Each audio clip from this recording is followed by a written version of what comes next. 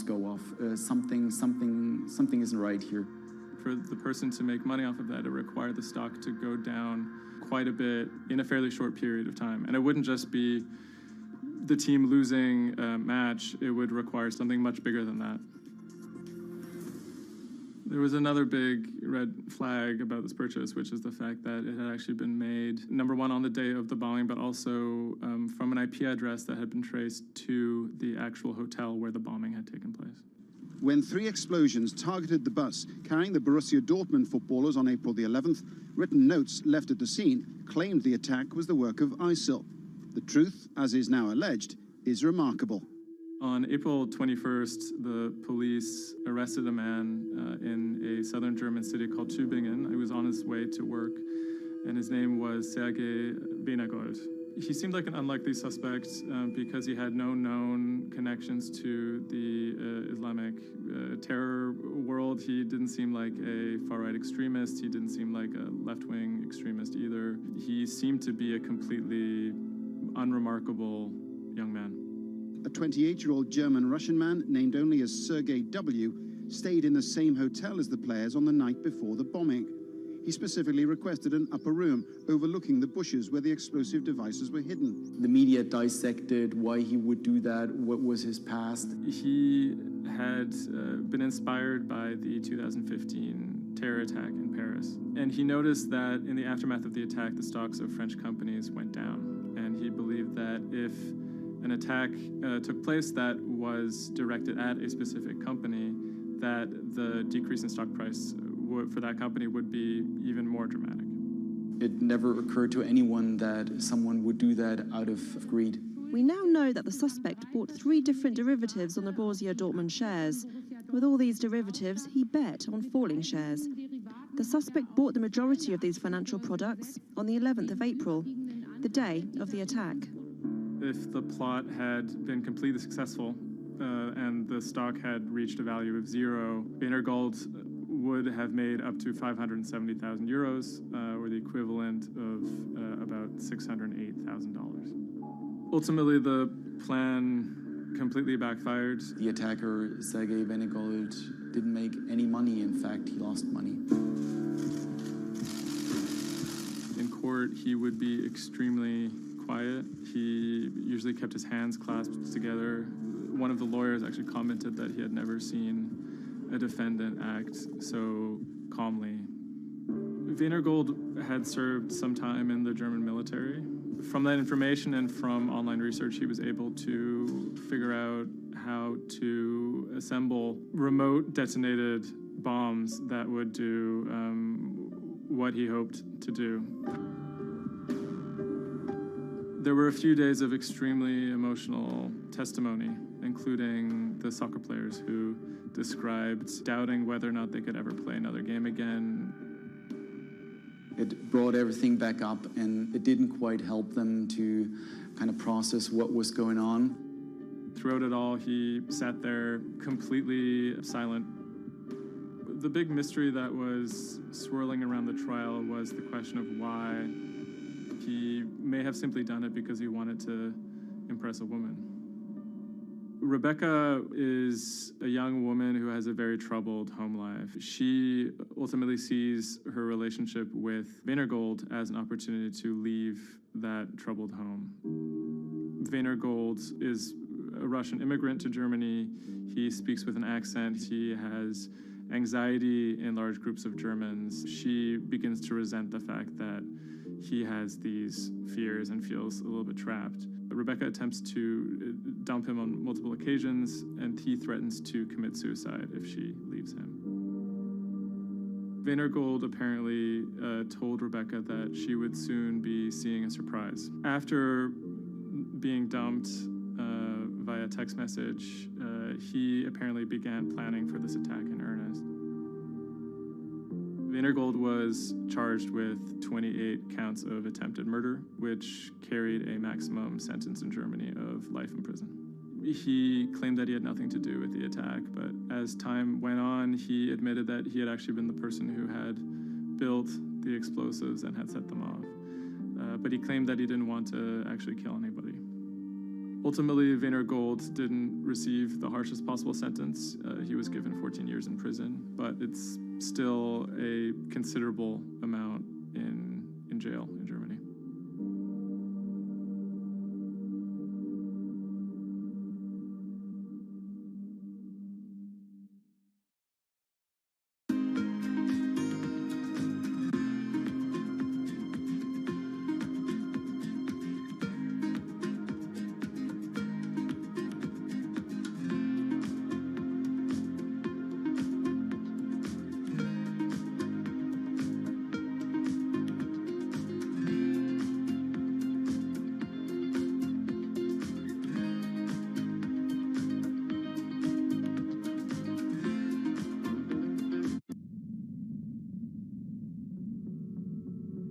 The threat of an asteroid hitting Earth is very real.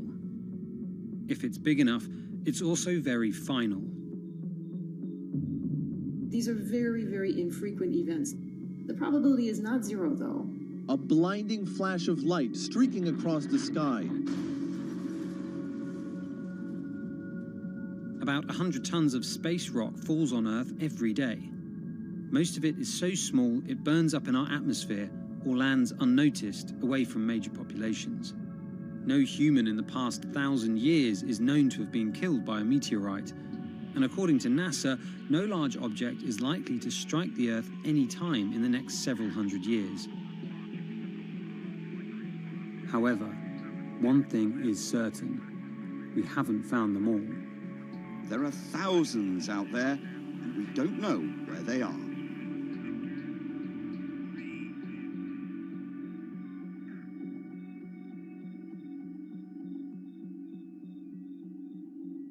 There are a lot of asteroids in our solar system. They number in the billions.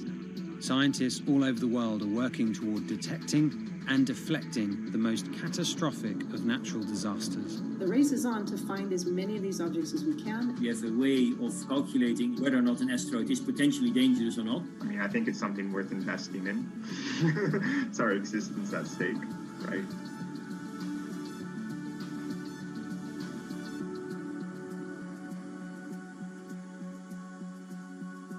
Amy, let's get this one out of the way. It's probably the question you get asked the most, but how scared should we be? Asteroids and comets are a natural hazard that's out there like a lot of other natural hazards. These are very, very infrequent events, these collision events, where an object actually impacts the Earth. The most important thing that we need to know about asteroids is when the next impact is going to happen and how bad it will be. What we know is that an object that's about, say, a kilometer across is capable of causing very, very wide devastation across the planet, really, truly global devastation. The object that wiped out the dinosaurs was somewhere in the neighborhood of 5 to 10 kilometers across, so even bigger than that. At a kilometer, it's still going to be very bad and it will have global effects. For objects that are capable of causing what I would call sort of regional damage, kind of a large major metropolitan area, a city and its surrounding environment, sort of around 100-ish meters. It depends on the details of the composition and so forth. By the 1980s, NASA was cataloguing near-Earth objects. In 1994, stargazers watched as comet Shoemaker-Levy 9 hit Jupiter. The resulting zone of chaos was estimated to be as large as the Earth, and the event became a turning point in the search for asteroids and comets in our solar system. In 1998, Congress tasked NASA with finding 90% of asteroids and comets 1 kilometer wide or larger. Soon after, Hollywood blockbusters Armageddon and Deep Impact brought attention and fear to the masses. The great news is that the vast majority, more than 90% of all the really large 1 kilometer near-Earth objects have been found. The challenge now is working down to these smaller sizes that are still quite capable of causing a lot of damage, but they're just harder to spot because they're fainter, they're smaller. Can you give us a sense of how many are out there in our solar system? We know that there are a lot of asteroids in our solar system. They number in the billions. Most of them, however, are between Mars and Jupiter in what we call the main asteroid belt. This is a region of space where most of the asteroids in the inner part of our solar system live, and they stay there for many billions of years. There is another population, though, that kind of leaks inward and gets into the region somewhat close to the Earth. and we call these near-Earth objects. We think that there are millions and millions of near-Earth objects that are out there in the total population. As of today, we know of sort of around 20, 25,000, something like that. When we first spot an object, we really know very little about it. We just see something moving across the sky. So all you get is just sort of a handful of snapshots, just enough to be able to tell that this isn't an asteroid that we've already seen before. And then once we can calculate the distance to it, we can now start to make predictions about its true size. Is it large or is it small? So we have a lot of information that we have to get pretty quickly to really understand what's going on. Finding asteroids is just one piece of the puzzle. Planetary scientists are extremely skilled in determining the orbits and speeds of asteroids based on relatively small amounts of data. NASA runs simulations of the trajectories asteroids could take, which is useful but time-consuming. A team of scientists in the Netherlands have found a way that could buy us more time. Our method is very quick. So you can very quickly get an assessment of whether or not the object is dangerous or not. If you look at the classical way of determining the danger of an asteroid, it may take days of computing time on very big machines to determine this hazardousness. The current problem is that there's just too many asteroids out there to spend a huge amount of computational power on all of them. So the neural network allows us to focus on what really could go and pose a hazard to Earth. A neural network is a computing system that mimics the way the human brain operates to find underlying relationships in a set of data. By training the network in this way, you train it in recognizing those objects that are most likely to hit the planet. And once it's trained, you can apply this network to all the unknown asteroids. And then you can make a selection and saying, hey, these are the ones which appear to be having orbits similar to the ones which we know are hitting the planet. That doesn't mean that they do, but it only means that they look very similar to the ones we know they do. What else did you find? Should we be particularly concerned about anything? One thing that we did find is that our neural network was able to go and identify a handful of asteroids which weren't considered potentially hazardous, that when we went and integrated them forward in time, they came quite close to Earth. We find a handful which were not detected before or not considered being dangerous before, and we think they are potentially dangerous. It's very hard to simulate kind of going forward in time an asteroid that's going to hit Earth because, well, the Earth is really small. And space is really big, and then you have to have very exact parameters to shoot an asteroid that goes and hits exactly Earth. And then Simon had the ingenious idea of not even trying to do that and just launching the asteroids from Earth's surface and integrating backwards in time. It's very hard to make it hit. So you need a lot of calculations which all end up in nothing. And the idea was then well, let's not do that. This is basically what NASA is doing. NASA is taking an asteroid, making multiple copies of them, shooting them all forwards in time, calculating their orbits, and then see what fraction sort of gets close to Earth. Not even hitting Earth, but getting close to Earth. And that they call it a potential impactor. So you calculate the solar system forwards in time for, let's say, 1,000 years. And then you launch asteroids from the surface as if you go forwards in time, would fall on the surface. You calculate them backwards to today, and then you get your orbital parameters of today's asteroids, which you know will land on the planet. And those you can use as known impactors and compare with all the other asteroids in the solar system. Can simulations and AI, can those things fill in the gaps where perhaps telescopes and other imaging tools can't? Absolutely. Since the observations get more complex, the physics gets more complex. And if the physics gets more complex, the mathematics becomes more complex. And at some point, you can't solve your problems analytically anymore. And then this is where the computer connection lost. Now we have this trained neural network. We have a way of calculating in a fraction of a second whether or not an asteroid is potentially dangerous or not, and therefore deserves more attention or more time to spend on for really finding out if it is dangerous. When it comes to hunting asteroids, time is critical. What we can do about a potentially hazardous object depends a great deal on what we know about it and how much time we have before the encounter. We'd really like to find them when they're decades away, because the more time you have, the more options you have. and the less energy it takes to move an object aside.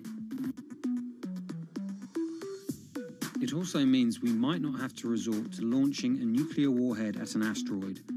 Until recently, pretty much our only choice. That's an option of last resort, in my opinion, yes.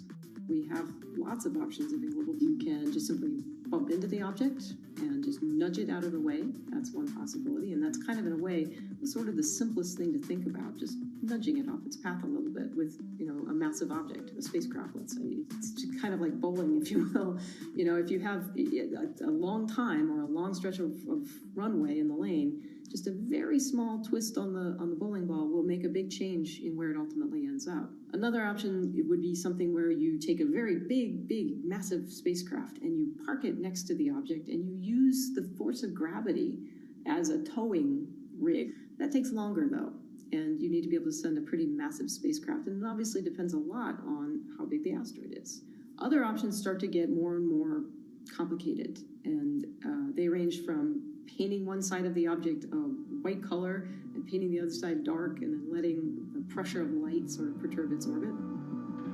In a departure from the lab and computer simulations, NASA has real plans to rehearse kinetic impact deflection. In 2021, the agency will launch DART, the Double Asteroid Redirection Test mission, which will intercept a 160-meter asteroid in 2022. Better to practice now before we have to deal with an actual threat.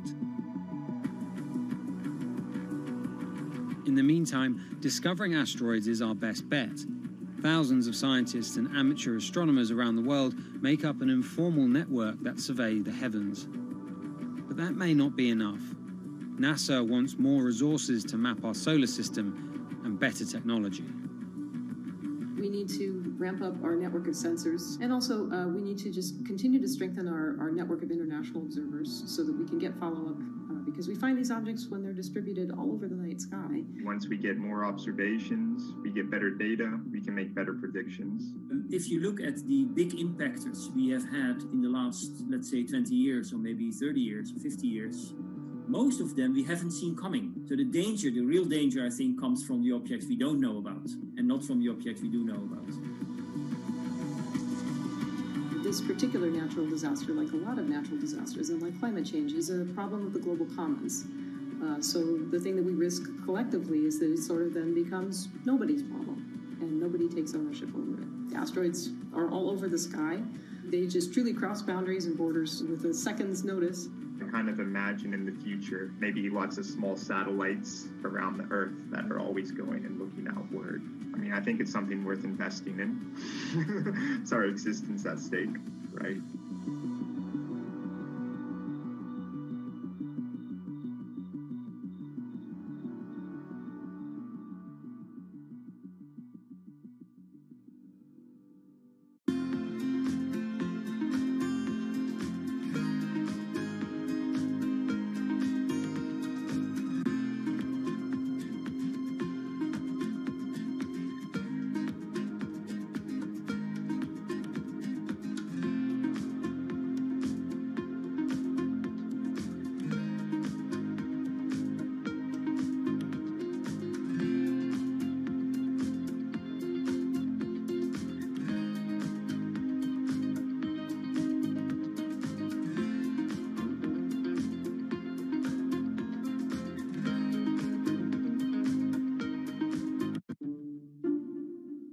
The pandemic has affected everyone in different ways. Some pass the time by baking. Homemade sourdough bread. Do I need to say more? Some chose to binge watch Netflix. It's your game. Or maybe you started a garden oasis in your backyard. Next, I'm going to put my lettuces in. But for millions of others, I'm going to be posting stocks that will boom.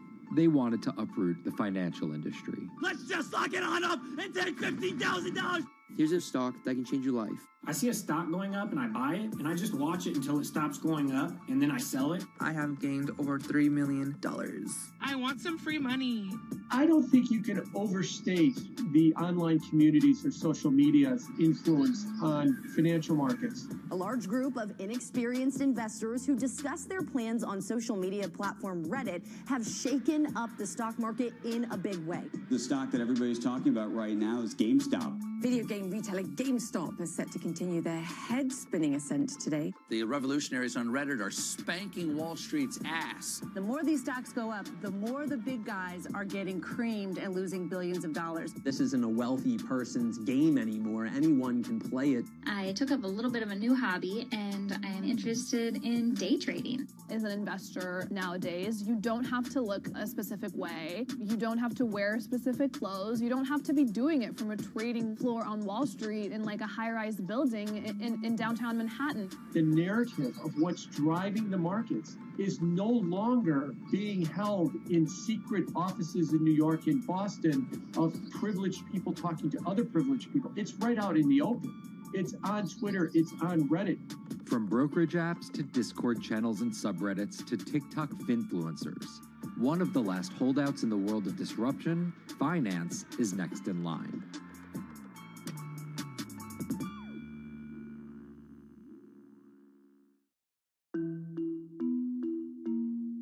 Investing should be as ubiquitous as shopping online. That's Vlad Tenev, the CEO of Robinhood, the online brokerage app, talking about how he wants his app to disrupt the world of stock trading like Amazon disrupted the world of home shopping.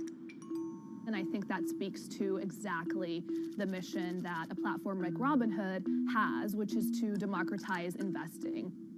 Robinhood was started in 2013 by Vlad Tenev and Baiju Bhatt in, where else, Silicon Valley, as an alternative to the big brokerages, but with one big difference. As they were building the social network around finances for people, they realized that there was a gap in the market and that free trading could become something that they could bring to the markets, they could disrupt the industry.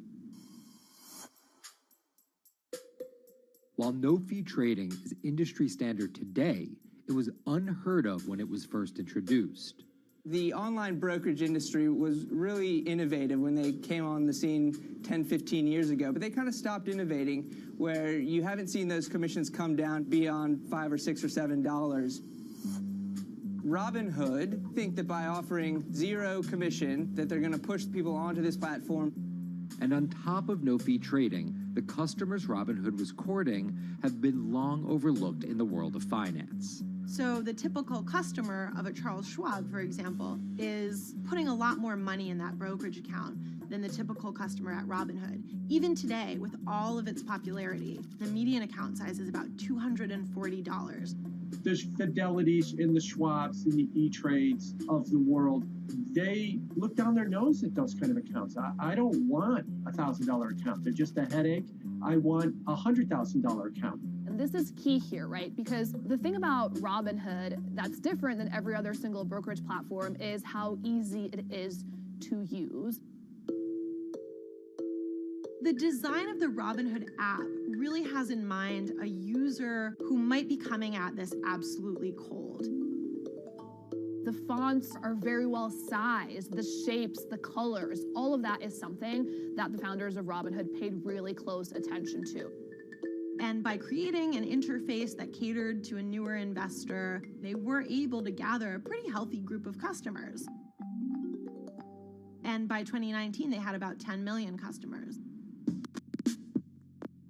Those 10 million customers were a huge success story for Robinhood, but no one could have predicted its explosion after the arrival of COVID-19. Remain indoors to the greatest extent, and 100% of the non-essential workforce must stay home.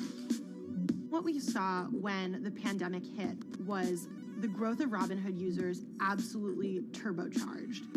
And oddly, you saw this surge in interest in stock trading. Then they saw the absolute surge in 2020 in customer growth. And now, by many accounts, they have more than 20 million customers, which is pretty extraordinary. So the next step for them is to figure out how to monetize those users and how, even with their small account sizes, to get them to grow with the company and, as it releases more products, come along with them.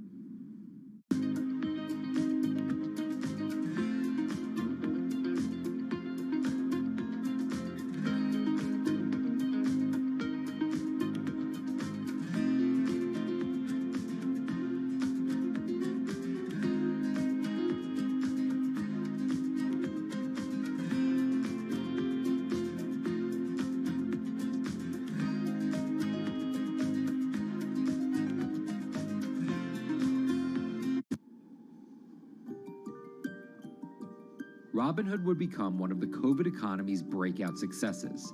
Robinhood traders, as they're called, became the shorthand explanation for the frenzy of often speculative retail investing after the pandemic lockdowns. Kids wake up in the morning, they go on Robinhood. They're, in the shower, they check Robinhood. Kids are learning how the stock market works at 18 while they're at school, checking their phones in between classes because notifications pop up telling them what their stocks are doing that day. With these new tools, millennials and Gen Z are investing in the market in ways their parents could have never even dreamt of. That is sort of key when we talk about the divide between older and younger generations, is that the younger generation is exposed to so much more information and tools at their disposal to do what they want in the market. The older generations, you never had the technology or the cost structure that you could play the markets like you can today. So you were stuck with giving your money to a professional investor and paying them a fee to do it. When I speak to young kids, they tell me, I'm making mistakes, I'm losing money. I'm not a perfect investor, but I'm 18, and by the time I'm 30, which will be, 10 years from now, I'm gonna have interacted with the markets for a decade. And so it's a learning experience more so than anything else. And you can look at it and you can say, wow, that's risk-taking, that's dumb, but if you could possibly shave 10, 20 years off your working life versus adding 5 years, I don't think you can fault people for that. But Robinhood is only part of the puzzle. Sure, you can trade on it, but without research, information, and data, you're just blindly throwing darts at different stocks and hoping to strike it rich. Wall Street forever has always run on what we now call narratives or memes. People telling rumors to each other have been around for 100 years. On Wall Street, information is its own currency. Historically, either you had it or you didn't, and the people who had it had a huge advantage. In the past, those narratives and memes didn't have a network effect. It would be one person telling another person over the phone. In fact, when I broke into this business in the 80s, a lot of people used to complain that they weren't on the call list to get those ideas. Social media changed all of that. Fast forward to 2021, that's being done on the internet now. And that's being done on Discord and Twitter and StockTwits and Reddit. And the impact is very similar, but orders and orders of magnitude larger. As social media has played a bigger part in our lives, it's also played a bigger and kind of more important role in how people find investing ideas online and on these platforms. How do those ideas spread? On TikTok. Yes, that TikTok. Soon may the weatherman come to bring us sugar and tea and rum. People aren't just going to it for sea shanty videos. The personal finance hashtag on TikTok has garnered 3.5 billion views from its 1 billion monthly active users. By comparison, videos found under the cooking and health tips hashtag have 2.6 and 2.1 billion views respectively. The trajectory of Robinhood and TikTok were literally on par. What happened in the stock market this week? So the word of the week is expectations. Absolutely essential that you guys understand the risks of shorting. And Kayla Kilbride and Kyla Scanlon are two of those financial influencer TikTokers, also known as finfluencers. I think people still care about fashion, they care about culture, but it's also like there's this big behemoth thing called the stock market that we really don't know a whole lot about, and it's gatekept behind the industry. And so people like want to unpack that. And so my audience is a lot of them are younger investors who are looking to hone their skills. Tekken right up. Kyla and Kayla are two of the more, let's say, professional TikTok influencers. The Tesla ARK Bitcoin Biotech Risk Cluster. I've been trading since high school, and it was a really interesting way for me to fill out my decision-making frameworks and to think about thinking. And I think that the more that we can have people thinking about finance, the better that we're going to progress as a society. I think it's a huge gap in our educational system. If you're going to buy an option for a stock you think is going to go up, it's a call. So think of it like this. I made the options video where I was like, options are just like shopping. Rumor has it that this pallet's about to go up in price. So if I come in tomorrow, can I still buy it at said price? And a ton of women just like attacked that video and were like, you explain things so much better than my boyfriend or my professor, or like I could sit and listen to you all day. And I was like, this is what I was looking for. But TikTok's algorithm does not reward calm and measured videos about responsible investing. It rewards this. Watch this video for 30 seconds and you'll be rich for the rest of your life. I try not to say the A word, the ALGO word, because TikTok listens to us. The algorithm does impact how you feel. You know, you do notice which videos do better versus which videos do worse. How do you catch someone's attention in less than 60 seconds? And how do you make it something that they're like, I need this in my life? Nearly impossible to do that in 60 seconds. But the people who perfect it are the people that you're going to watch and going to stick around. And where people are sticking around? Reddit. And its nearly countless subreddits about finance. And by far the biggest one of those is Wall Street Bets. There's a lot of social media platforms out there, but Reddit is like the social media platform for finance. Places like Wall Street Bets is where it all goes down. Started in January 2012, it wasn't long before Wall Street Bets adopted a 4chan-like etiquette, leading to their tagline, like 4chan found a Bloomberg terminal. We had all these unexplained stock moves, and we would be grasping for why stock XYZ jumped 20% in a day. And you would look at Wall Street Bets, and you would see people there talking about buying options in that stock, and it sort of, squared the circle, so to speak, and started making sense. And it was at that point that it was like, wow, we have to start paying attention to this. Some people on the platform really spend tons of time, and others are just looking for entertainment and to have a little bit of fun, effectively gambling or looking for an outlet, trying to make a little bit of money. Then on top of all of that, there were stimulus checks. Now, clearly this money is going to people who need to use that to eat, to live, but there's a lot of people who use this money to invest in the stock market. And it's not just stock tips. People quote-unquote YOLO their entire life savings or stimulus checks on a single stock. They post what is called gain and loss porn, screen-grabbing staggering hits and misses on stocks for the entire community to see. I'm about to lose everything. And while some of the people on Wall Street Bets are novice investors, the community contains multitudes. In one respect, what it did show us among these network groups is they are very sophisticated. They're not a bunch of ignorant people talking to other ignorant people. And this is where the pieces of the puzzle all come together to wreak havoc on Wall Street for a solid week in early 2021. It's pretty clear that the combination of more people having retail brokerage accounts and trading apps and more people being stuck at home looking for some kind of entertainment and some kind of community online came together in this very singular way. What came together is GameStop. Let's go back to the beginnings of what happened with GameStop a couple of years ago. On the boards like Reddit and StockTwits, a lot of people were talking about GameStop as being attractive value. Some of them are even, Wall Street alums who left the industry and now still have access to tools that they can use to improve their financial well-being and make very good decisions. And I think Roaring Kitty is a perfect example of that. GameStop is one of the most compelling asymmetric opportunities in the market today. Really, I don't understand how you could disagree with that. At the same time that this crowd was talking it up, The hedge fund institutional crowd didn't like this stock at all, and it had the largest short interest of any stock in the New York Stock Exchange going into late 2020. Short selling is a bet that a stock price will fall, and it's a fairly simple concept. An investor borrows a stock and then sells it. The investor is betting on buying the stock back later for a lower price before returning it to the original owner, pocketing the price difference. What a short seller would tell you is that they almost act as a policeman in financial markets, or they're at least looking for companies that aren't what they say they are. And that can range anywhere from an outright fraud that some short sellers try to expose to just a company that's not worth as much as investors think it is. The problem is, if the stock price rises, the short seller has to come up with the money to buy the stock back. And the more it rises, the more it costs. And that's what's called a short squeeze. And the hedge fund Melvin Capital was on the wrong end of that squeeze. Melvin Capital lost over 50% of its money in the month of January alone, just from being caught in the short squeeze of the stock.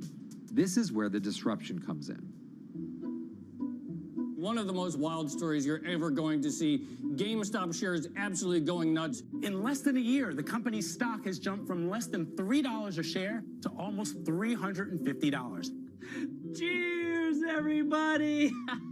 Roaring Kitty has turned $50,000 or so investment into some $14 million. Whoa!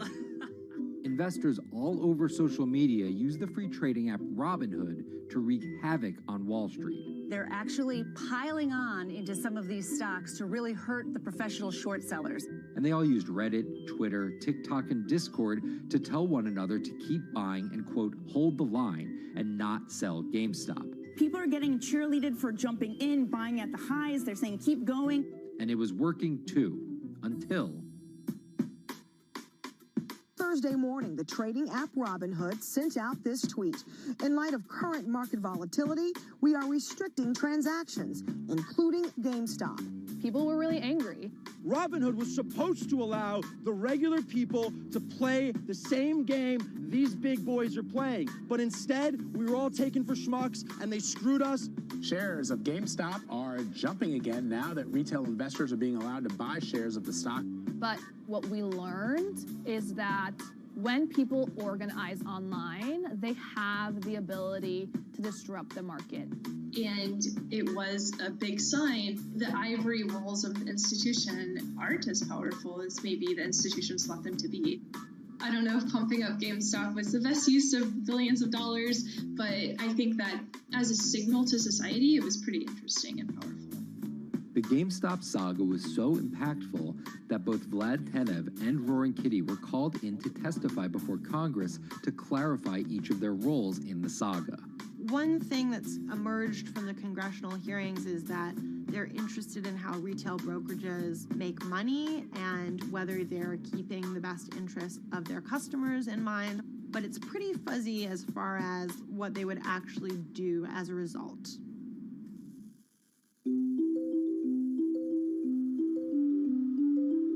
While the frenzy around GameStop eventually subsided, it didn't take long for retail investors to find other areas to invest their money. Take a look at Bitcoin going bananas over the weekend.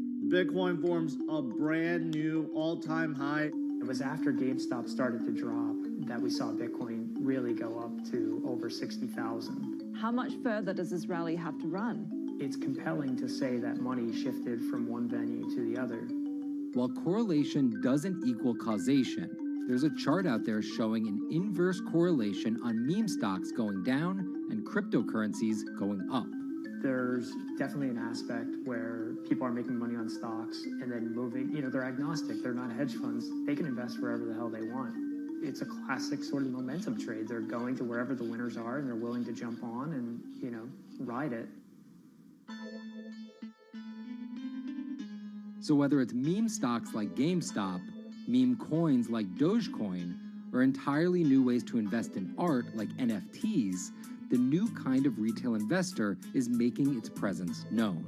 Over the next 10, maybe 15 years, you're going to continue to see, whether by choice or by force, that baton go from older generations to younger generations. I don't think any single app is going to be the thing that disrupts. I think people are the disruptors. How people get ideas about what to invest in has become increasingly entwined with social media. And as social media companies govern more and more of our lives, the fact that now they're tied in more intimately to people's wallets is something that we might want to understand better. Usually what disruption, I think, means is technology comes in, whether it's blogs to the newspapers or online retailing to brick and mortar. They come in and they're in the same business, but they just do it in such a gigantic cost savings that it causes everybody to switch. Well, that's the risk that happens here, is that it's so much cheaper to just manage your own money. We're not there yet, but costs and conveniences are moving in that direction. So I'd say, Wall Street, you haven't been disrupted yet, but you could be in the coming years, and that the final chapter on this story hasn't been written.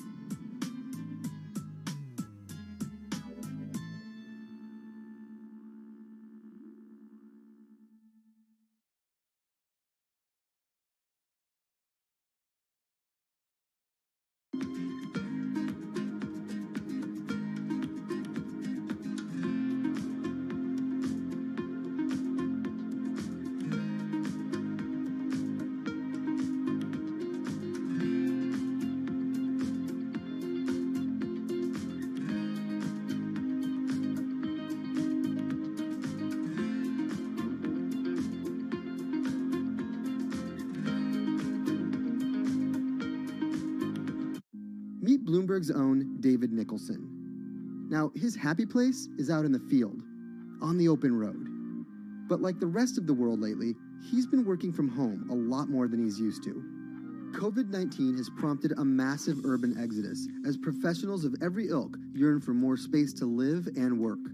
As a result, rural areas have exploded, and they're poised to experience a resurgence as more and more families pack up and leave the big city to try out life in the burbs.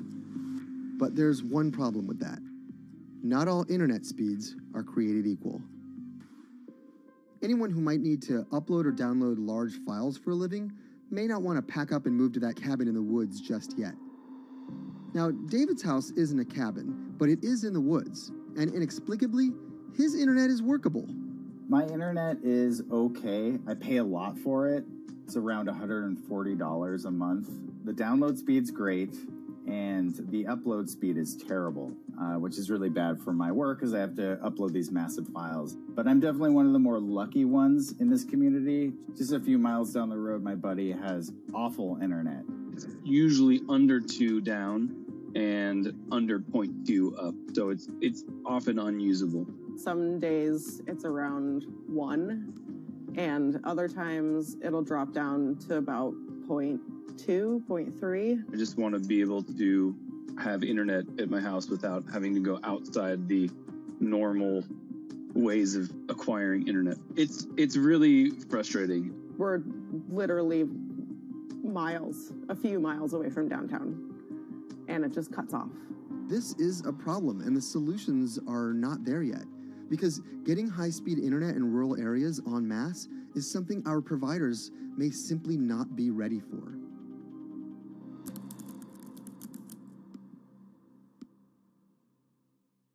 If your internet service doesn't have fast download and upload speeds, then you don't have high-speed harmony. You have. Americans on average pay about $70 a month for internet at home. But in rural areas, it could cost a lot more for a lot less service. So the pricing for a fixed wireless provider here can be something between $80 and $150 for about 25 megabits per second.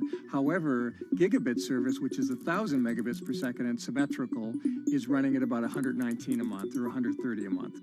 That's John Paul. He co-owns Spiral Fiber, an internet service provider here in Nevada County, California. And for the past 10 years, he's been trying to bring an affordable fiber optic network to town. It all started when he applied to be part of the pilot program for Google's fiber service.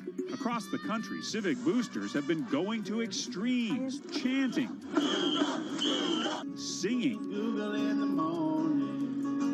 and marching trying to get the search engine giant to look at their town. The internet these days is crucial to be in the world, to be a part of the world, and to be connected to your community. Google ultimately went with Kansas City, Missouri, which left Paul on a mission to get funding to lay out fiber optic networks for gigabit service. Over the next several years, he would attend conferences and pitch venture capitalists and apply for grants to make his vision come to life. One of the biggest roadblocks to building infrastructure for the internet here in the United States are the existing large providers. They have their land staked out. They would prefer that nobody come in and compete against them. In 2013, we applied for a grant. We went down and met with the commissioners at the California Public Utilities Commission. It was an arduous process to get funded, but we finally did against all odds. We got a $16 million grant, and then we went out to seek venture capital. Then, in March of 2020, the pandemic hit the world.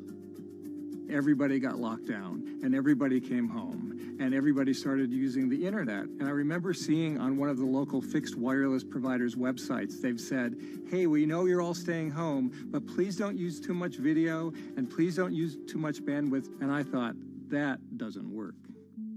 The U.S. connectivity gap is far greater compared to countries that are considered its peers economically. Some developing nations actually have better internet than rural America, like in Kenya, which has a state-of-the-art fiber optic network fed in from their coastline. The American connectivity gap does largely affect rural areas that are either outside of service coverage or simply prohibitively expensive. This is Rebecca. She and her family moved to Nevada County just a couple miles down the road from David. They took for granted that high-speed internet would just exist in the area, and it's not something they even bothered to check on before buying their house. Turns out, all they got was dial-up. We wanted to move where we had a little more space, room for the kids to run around, just be out in the mountains a little bit more. Having come from a bigger city area where Wi-Fi is pretty readily available, we hadn't really considered that in our purchasing of the house, whether that would be an option or not.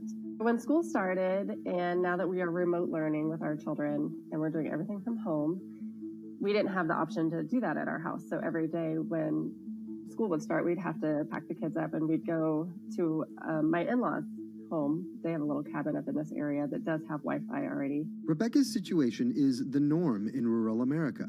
According to data from the Federal Communications Commission, just 4% of urban Americans lack access to broadband internet.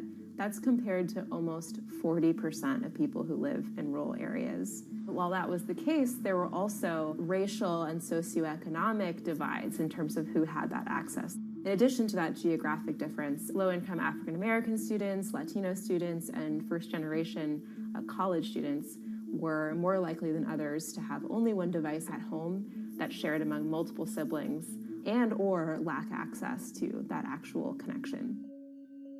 For most American towns, there's also a lack of competition, forcing internet prices up.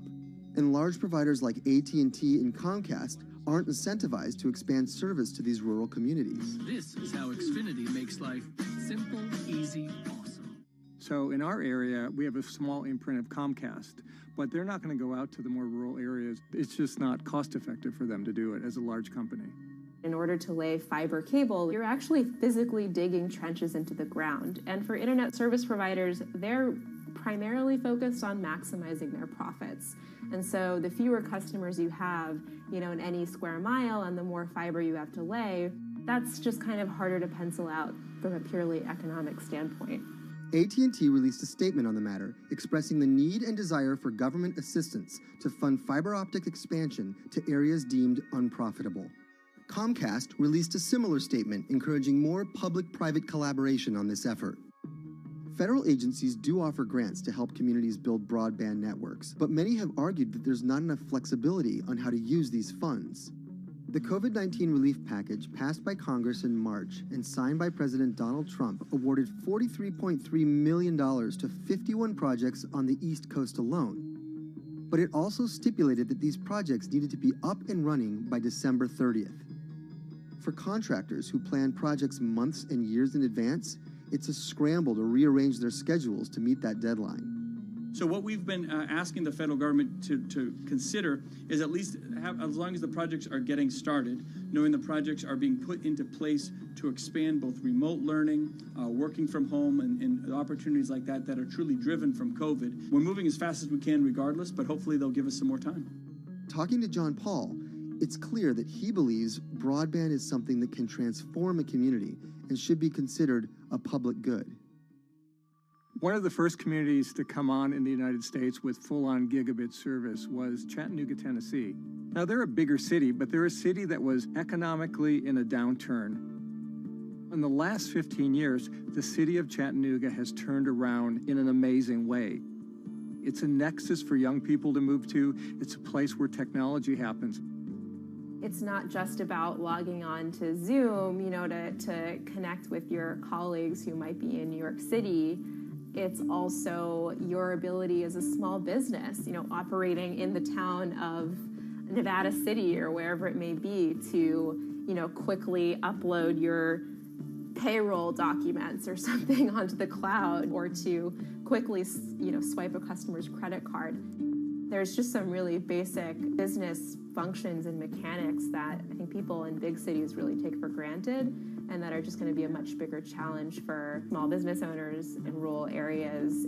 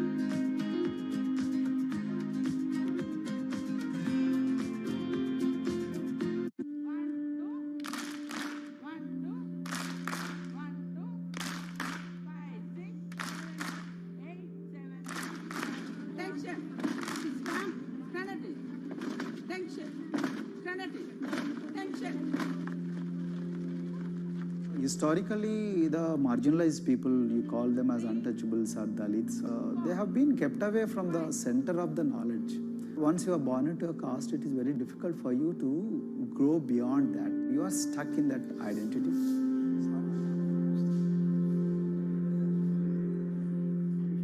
I think education is the best way of liberating them. So that's how I chose to work in education sector. The kind of education that we are giving to the marginalized people is going to change not just the fate of these communities in Telangana, but it is going to be the source of inspiration, source of hope for all the marginalized in this country.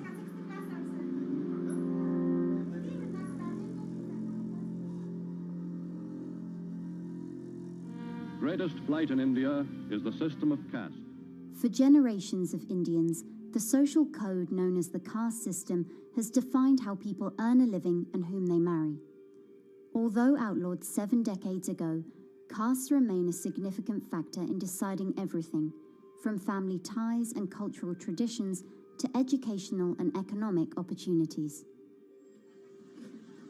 Dalits, people who are on the lowest rung of the caste system, constitute almost 1/5 of India's population of 1.3 billion. Not able to afford the high tuition of private schools, many are forced to attend government-funded institutions, which in the past have suffered from poor infrastructure, lower education standards, and high student-to-teacher ratios. But Dr. Praveen Kumar is trying to change that.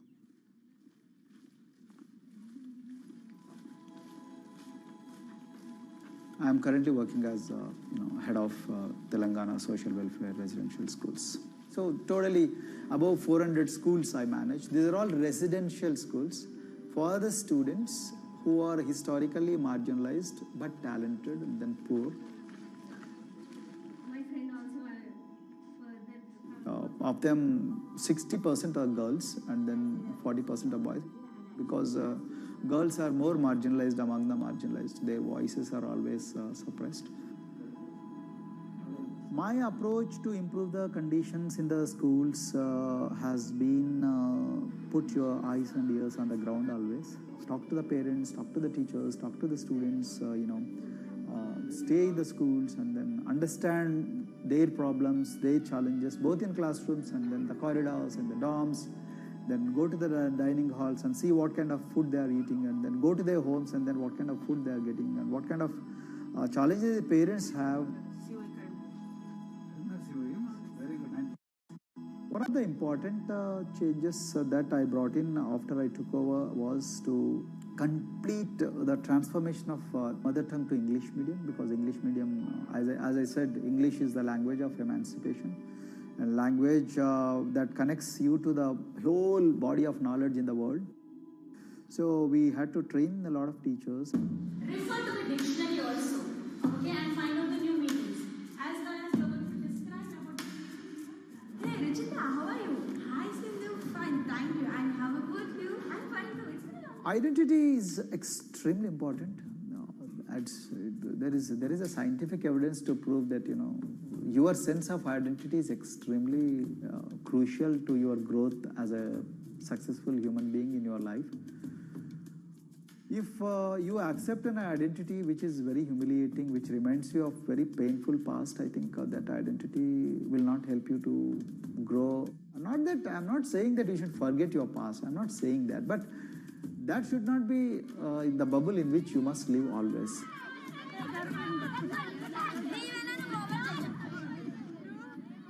Sweros is an alternative identity. S stands for state, W stands for welfare, Aero, SW and then Aero is Swero. So the idea is your dreams have to be skybound. So that is what we are trying to achieve by changing the identities. Like, you say, I'm a Swero and I aim to be a doctor. I am a Swero, I aim to be a top-notch engineer. I am a Swero, I aim to be a top bureaucrat of this country.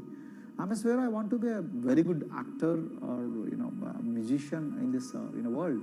So these are the positive images that are associated with the identity.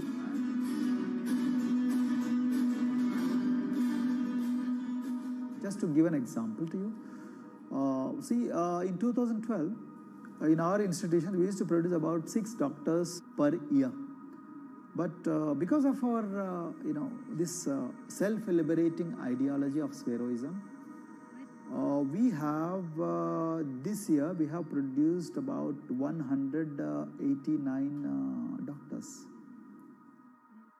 This is phenomenal for any poorest of the poor people. You know how difficult it is to get into a medical colleges in this country. So, but today, because of this ideology, the students have been able to achieve this, feat. Pujita has been a farm laborer, and her parents themselves are agricultural laborers. And then this girl used to sell vegetables, but thanks to the residential education institutions, she came to the Gaulidoddi campus, and then she toiled very hard for 1 year, despite many problems. And today, I'm so happy to share with you that she has joined one of the prestigious medical colleges in the state of Telangana, Usmania Medical College, and then in future, she hopes to be a gynecologist. So this is the journey our children are hoping for. Similarly, the Mount Everest expedition. At Mount Everest expedition, we are very fortunate enough to place the youngest ever female in the history of this world on the peak of Mount Everest. How did this happen? It's all because of an ideology that helps you to liberate yourself.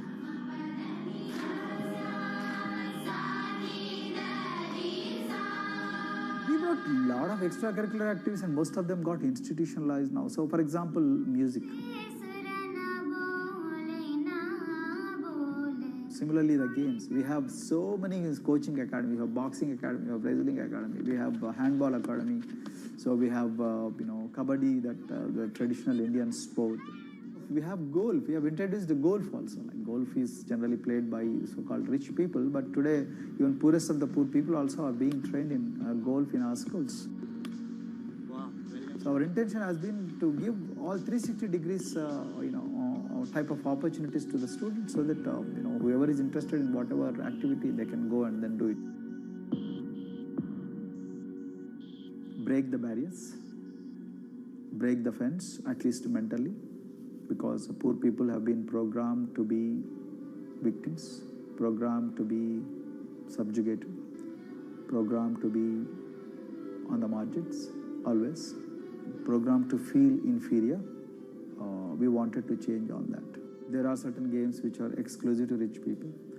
There are certain languages which are exclusive to middle class and upper middle class in this country. To put it in one word, the sole aim of introducing all these co-curricular activities is to break the stereotypes which are recklessly imposed on these people. Their stereotypes Dr. Kumar knows all too well. Born a Dalit, his grandparents were labourers and access to the village well was restricted. Dr. Kumar credits his parents' belief in the power of education with helping him realise his aspirations.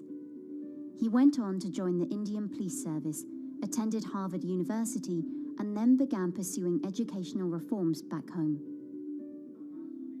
I attribute whatever I am today, it's to my mother primarily.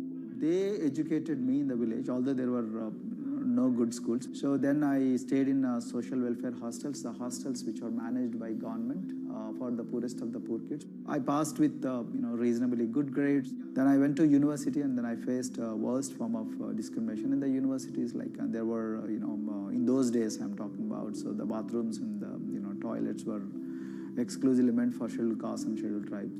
We used to fight discrimination on one hand, and then again try to excel in academics day in and day out. So that's how I came to education, because I deeply believe that education is the only important weapon that can really place the poorest of the poor people from a very victimhood orbit to a prosperous orbit. I think in future this is going to be a game changer for the marginalized in this country.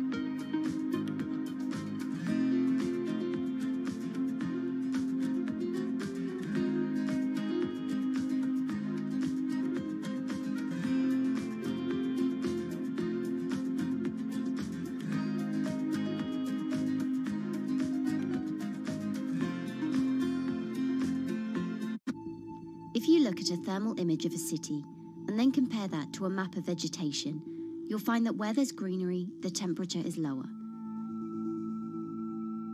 That's because things like asphalt, concrete, and shingled roofs absorb more heat from the sun than trees.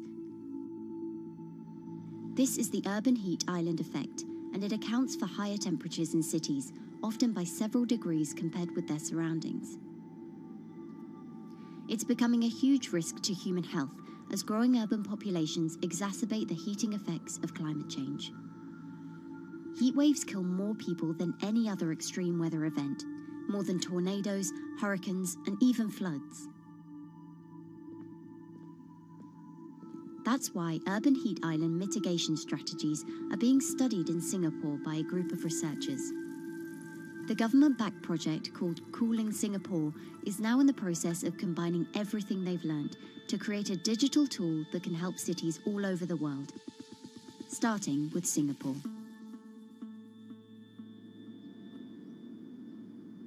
In Singapore, close to the equator, temperatures regularly rise above 32 degrees Celsius or 90 degrees Fahrenheit. And the city structures only make it worse. And that is also the case for Singapore, which is basically a concrete jungle, more urbanized, more developed city. And even in Singapore, what you have is a situation whereby there's a temperature difference of 7 degrees Celsius between the more urbanized and the more rural areas. The government has taken drastic steps to keep temperatures down. This is Gardens by the Bay, an award-winning park, and inside this greenhouse is a pleasant 24 degrees. That's because the dome, along with 24 nearby towers full of thousands of people, is chilled by what's probably the world's largest underground district cooling system. It uses a large central plant that cools water and then pipes it into banks, residential towers, an exhibition centre, shopping malls, and the city's iconic Marina Bay Sands hotel and casino complex. So one of the biggest perks of using this system for the buildings is that they can save 40% in terms of electricity usage compared to your traditional air conditioners. And with Singapore relying on natural gas for most of its power, this new system means emission savings equivalent to removing 10,000 cars from the city's roads. That has big implications for the rest of the world. If things stay as they are, more than a third of the world's electricity could end up being used to cool buildings and vehicles by 2050. As the world gets hotter, gets warmer, there is a greater need for air conditioning and as well as refrigerators, for instance. And the more people are buying these household appliances, the more energy usage they use, and they release heat more, and that then exacerbates climate change. It's a vicious circle. And so since 2017, researchers at Cooling Singapore have been identifying design solutions that reduce our need for so much cool air in the first place. One thing many cities have in common, and that's the importance of vegetation. That's a very important measure to mitigate the urban heat because of the shading effect, of course, and the psychological effects of the vegetation, and also because of the possible evaporative cooling effect of the vegetation.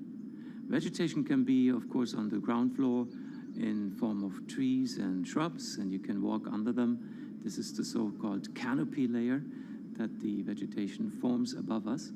But vegetation can also go up the facades of buildings, and it can go to the roof of the buildings. Luckily, Singapore has been striving for the garden city feel for quite some time. It was a vision initially introduced by then Prime Minister Lee Kuan Yew in 1967 to make life more pleasant for people. And today, Singapore is one of the world's greenest cities in terms of urban vegetation. Kampung Admiralty, a community centre that contains health facilities and social spaces, now provides more green space than the plot of land it was originally built on. It's topped by a roofscape of staggered terraces covered in local plants, which functions as a community park, and a village green in the centre that contains farm plots for residents to tend to. Park Royal on Pickering was designed as a hotel in a garden that doubled the green growing potential of its site.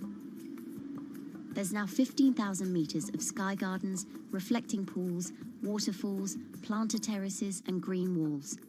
And the government has big plans as well. Singapore actually has a plan to plant 1 million trees and add more green spaces over the next 10 years.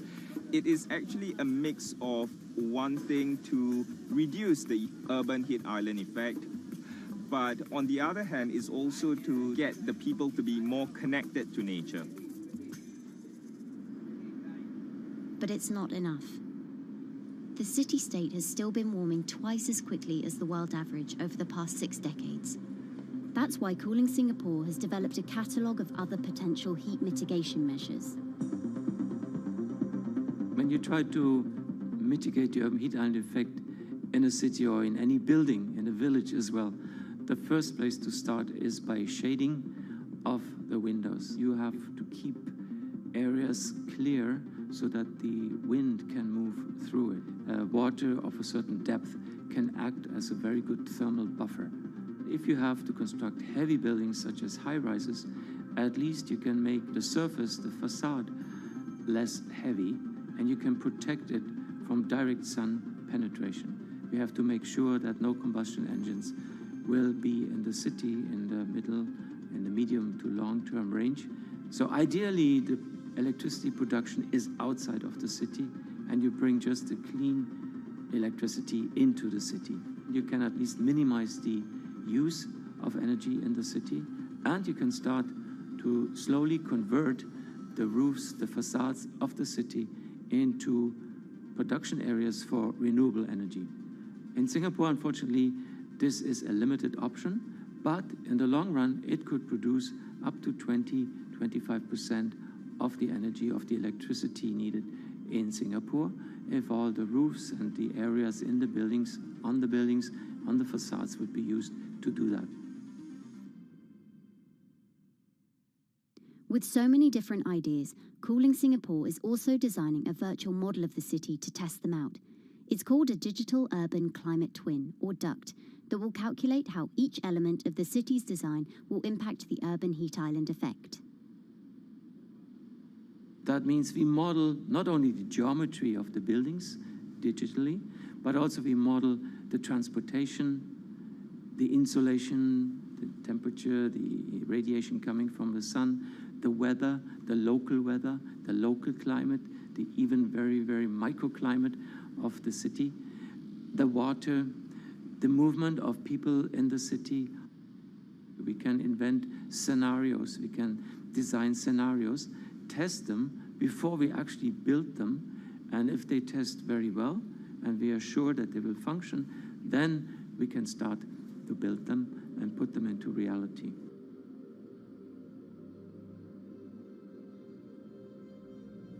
Singapore will be using this new tool to figure out which actions it should take next. And the model can be applied to any city, whether it needs to keep heat out or keep heat in, which will ultimately save energy, slow climate change, and improve our quality of life. So this is something that Singapore will be able to export, maybe even together with its city development systems that it already has. Singapore is one of the very few cities in the world that really combine this scientific approach with a very well-established urban redesign and urban design approach. Through its agencies and the combination of its agencies, it has achieved a lot in the past. If it keeps following the scientific path and the combination with the other knowledge in the city already, we think that it will be a very comfortable and very livable city in the future, even more than today.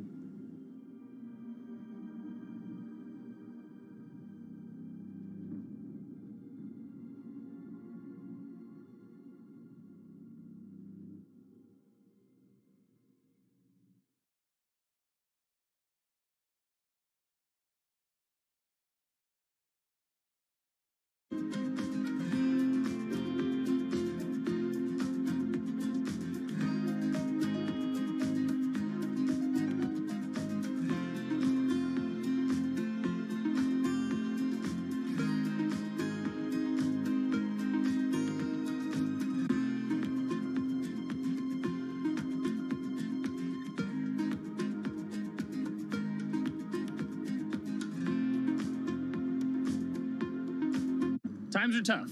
Jobs are scarce. It's risky to be outside and around others. Seems like there's very few ways to make extra money during a pandemic.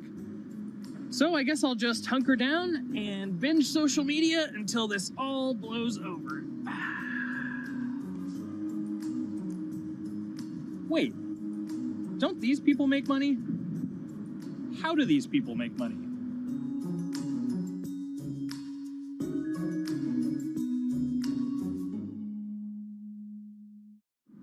Streamers, YouTubers, Twitch stars. How do they make money? Is it a lot? Is it a lot of work? I know, I gotta ask somebody in the biz, and I got just the guy. Austin John Plays.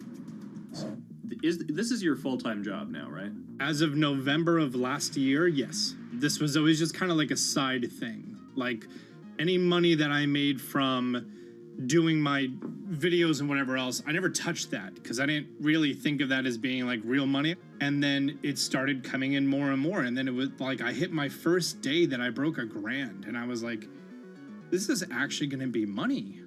How did the YouTube channel come to be? When the game Pokemon Sun and Moon came out for the 3DS, there was like things that I learned about the game, and then I wanted to just share that information with people. And at the time, I didn't have any way to capture a screen or anything, so I found like generic footage, and I kind of put it all together with so much editing. And that video got 6 views. And then 2 days later, I made another one, and that one got 12 views. And then I just started pumping out more and more content, and people were like, this guy knows what he's talking about. It really just started building on top of itself, and then it was like, my channel really focuses on tips and tricks. So I play a straight 18 hours, and I'll finish the game or get to about the 40-hour mark, and then I'll make my first video. While I'm going through, I have a giant notepad and just scribbles everywhere, and I make these notes of like the things that stumped me, so I know the things that may stump other people. What do you need to think about if you're building your YouTube channel? 1, you need to do something that you're passionate about. Not that you like, not that you think you're gonna make money on, something you're passionate about. The other thing is something that other people are passionate about. It holds a special place to them. And third is, it needs to be something that people are gonna seek out information on. In order to enter into the marketplace, you either need to be better than everyone else, you either need to be faster than everyone else, or you need to be more accessible than everyone else. And you can't be more accessible because it's already on the platform. Granted, if you understand how the algorithm works, which is very similar to Google Analytics, then yeah, you can have a little bit of a head start. But if you're not doing it faster, and if you're not doing it better than everyone else, then why should anyone watch your channel? So my income as a YouTuber kind of breaks down to 3 different ways. 1, which is the bulk of it, which is ad revenue. Whenever you go and you watch a video and then there's an ad and then you wait 5 seconds and you hit the bottom right corner and then you go on to the next video, or a non-skippable ad, or the video starts immediately, you get the little banner ad at the bottom, or if you scroll down from the video, the first thing that shows there is an ad. Those are the 4 different types of ads that can appear on every single YouTube video. And all of them pay a certain amount. It varies on lots of things, like the country of the person who posts it, the country of the person who watches it, the time of year, where you are in the quarter, if there's anything going on with a reduction in ad revenue. Like, great example, COVID-19, companies weren't spending as much on advertising. So because of that, CPM went down. CPM stands for click per thousand. I'm using the Roman numeral for 1,000. And that means that for every 1,000 views, you get a certain amount of money. Now, on low ads, when I first started off, my CPM was 30 cents. So every 1,000 views, I made 30 cents. But then once I signed with an MCN and I started making more quality content and more engaging content, some of my better videos and certain times of the year, I can see CPMs as high as $12 to $14. And there's a big fluctuation between, you know, if I post a video when there's no ads being spent, like January and February, that's the reason a lot of your favorite YouTubers and also TV shows don't post new videos in that time of year because ad rates are down. Why are they going to make content then? Instead, you're recording and you're bulking up for when ad revenue is higher. The second way that a YouTuber makes income is support, crowdfunding, things like that. When I first started off, Patreon was really the only option, but then they started rolling out supporters and members for YouTube channels. So whenever I have a live stream, you can click a button and then you can become a member, and then you get special icons next to your name. I believe they're called badges. Or on any video, you can hit the join button, and that helps support the channel. And then the third aspect of that would be merch. And for me, my merch has been somewhat basic. In fact, I'm wearing one of my t-shirts from last year right now. You have to endure the times that your first video gets 6 views, that you posted on Reddit and they say, shut up, and then an auto mod bans you. You have to go through that, because until you go through that, and you discover why you're doing it, you're not doing it for other people, you're doing it for yourself. If you're not loving what you do, then it's not worth it. Huh. So make a channel about something that I'm passionate about. Oh, sweet. I guess I can make the channel about that.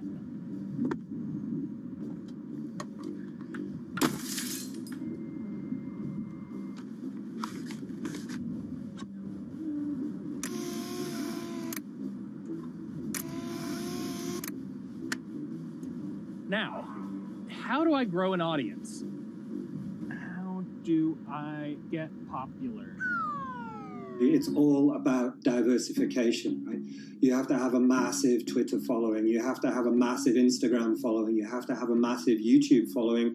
Of course, you have to be on Twitch, which is the key platform. But basically, any way you can get in front of your audience, you can engage with your audience, is going to drive those clicks, which ultimately drives the advertiser revenue that you get back from all of these platforms. It's me and Dan playing video games and talking in a funny manner over them. They're not just people who are good at games, they're actually people who are good at online engagement, online entertainment, first and foremost. You have the right to remain stylish. Anything you wear can and will be used against you in the court of fashion. The streamer is either very, very talented at the game. The best player in the game is generally going to draw a crowd because people like watching people who are very good. On the other hand, they're either very, very good or funny, charismatic, whatever it is on that side. Oh, no. You know, it becomes more of a show where they talk about other things outside of the gaming world, and gaming becomes really just a backdrop and an excuse to engage with that audience. There were those weird, like, Ronald McDonald, like, straight to VHS movies. You remember those? I'm personable, I'm chatty. I would kind of, you know, when boring things were happening in the game, I would ramble on about, you know, movies I'd watched or books I'd read and, you know, or conversations I'd had and stuff like that. And so I think being personable was a big part of that. It's not just getting on and playing games. It's getting on and being an entertainer. You are putting on a show. All right, now let me go ahead and grab the samurai sword that every gym has. Okay, he's dead. To have a larger audience and to have that audience, I think, stay with you, you have to bring something extra. You know, you have to find your niche. You have to find what works and what connects with the audience and what makes them laugh and what makes them keep coming back. You got to make it a little more exciting. All right? Throw in a hanging bishop. Have everybody in suspense for a moment. I think the real most important thing is to just get used to being on camera. Like in any sort of performance thing, is get used to talking on camera. You know, my first few videos were terrible, but because I sat down and did it for 6 to 8 hours a day, I just got used to talking and I got over that uncomfortable hump. If you go into Twitch purely with the expectation that you're going to make money, make a job out of it, have all this growth, and it's going to be great, you're probably going to burn out prior to getting to that point because there's very little payoff for a long time, right? Like multiple years generally before you really start to see a payoff. And so, you know, those first few times you're streaming, nobody is there. One person shows up every 30 minutes, says hi, maybe, and leaves, right? Like, it's very discouraging, I think, for a lot of people. And so you have to be there just loving it. You have to love talking to yourself when nobody is around. You have to love just the game that you're playing, all of that stuff, because it takes a while. And I think a majority of people burn out prior to getting to the, like, profitable point of it. And there you have it. My very own YouTube, Twitch, Discord, and streaming channels all ready to go live. It's a veritable social media ecosystem just on the verge of thriving. So, don't forget to smash like and subscribe, and visit my Patreon for perks. Also, go to my merch page. And one last thing, stay cool, my friends.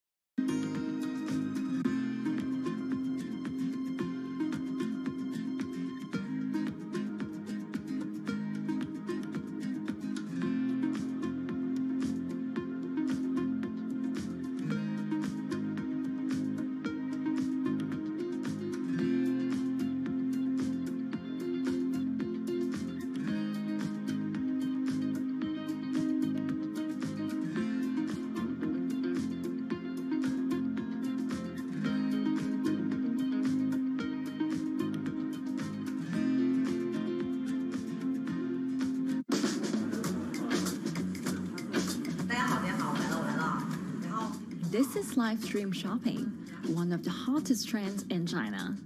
Every night, tens of millions of people watch live shows hosted by influencers like Thea and buy the products they recommend. On e-commerce and social apps like Taobao and Douyin, the sister app of TikTok. 我觉得已经改变了大家的购物的方式。其实各种各样的产品，哪怕你不买，你也可以来看。当然，你看了，你就有可能会买。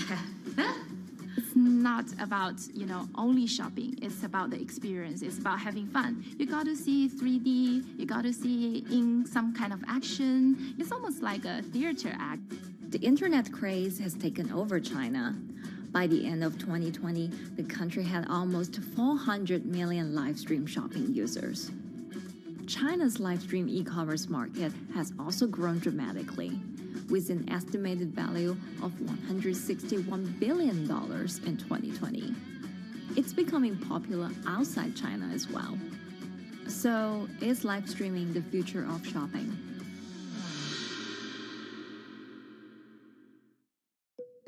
Live streaming is not a new thing. In China, it started in 2015 with the rollout of 4G. And it was first used for entertainment and socializing. Many live streamers performed for their followers or chatted to them, making money by receiving virtual currency and gifts. In the West, live streaming is mainly the domain of avid gamers. In China, it's broken into e-commerce. China actually has a very big e-commerce empire, so it uses these super apps, what we call that you have payment, you have search of information, you have recommendation system, and you have huge amount of goods available on the platform, and as well as a lot of consumers. So with this advantage, they merge these features of live streaming to make the influencers actually sell goods. Here is a perfect choice: nice neutrals, beautiful print, nothing overwhelming, and the warmth and comfort of flannel. This is item. Traditional TV shopping involves a one-way direction, whereby a host introduces a product, demonstrates certain things, and say, call this number or something. But live stream shopping is live. That in itself is a very, very big difference. It causes different psychology, and live stream shopping is a very entertaining way of actually engaging someone else. When you shop, actually, this live streaming video will continue. It will minimize into a corner, and you can buy the items and pay all on the same app. And after that, the live streaming screen will just enlarge by itself, and the promoter will come back to screen. So it's very convenient. Taobao, one of China's biggest e-commerce platforms owned by tech giant Alibaba, added a live streaming function in early 2016. In the following years, other e-commerce and social platforms like JD and Douyin also integrated this feature. 开头的时候还是有很多的挑战的，对画面的这个流畅，然后是否能够很真实的去还原商品，它其实在这个上面是有很高的这个门槛跟技术的这个卡口在的。不管是我们的这个用户的接受度，还是商家的这个上手的这个难度都很高，但是这几年下来，基本上难点在不断被突破的。Over $70 billion worth of goods was sold via live stream on Taobao in the year through March 2021. Latest surveys show that over 60% of live stream users in China were watching shopping shows, and over 65% of them shopped at least once via live stream. In 2020, live stream shopping got a huge boost during the pandemic, when millions of people were in lockdown and many retailers were pushed online. People, during the lockdown, felt like there's a need for more social interactions. This live platform creates an interesting kind of environment that gives people the sense that I'm actually interacting with you. And then live stream shopping brings in a lot more variety of things that people could buy and satisfy, the sense of losing control, especially during the pandemic. At the heart of this craze are the top influencers who have tens of millions of followers and sell products worth millions of dollars every night. They often use their star power to get bargains from retailers, which in turn boosts their own sales and influence.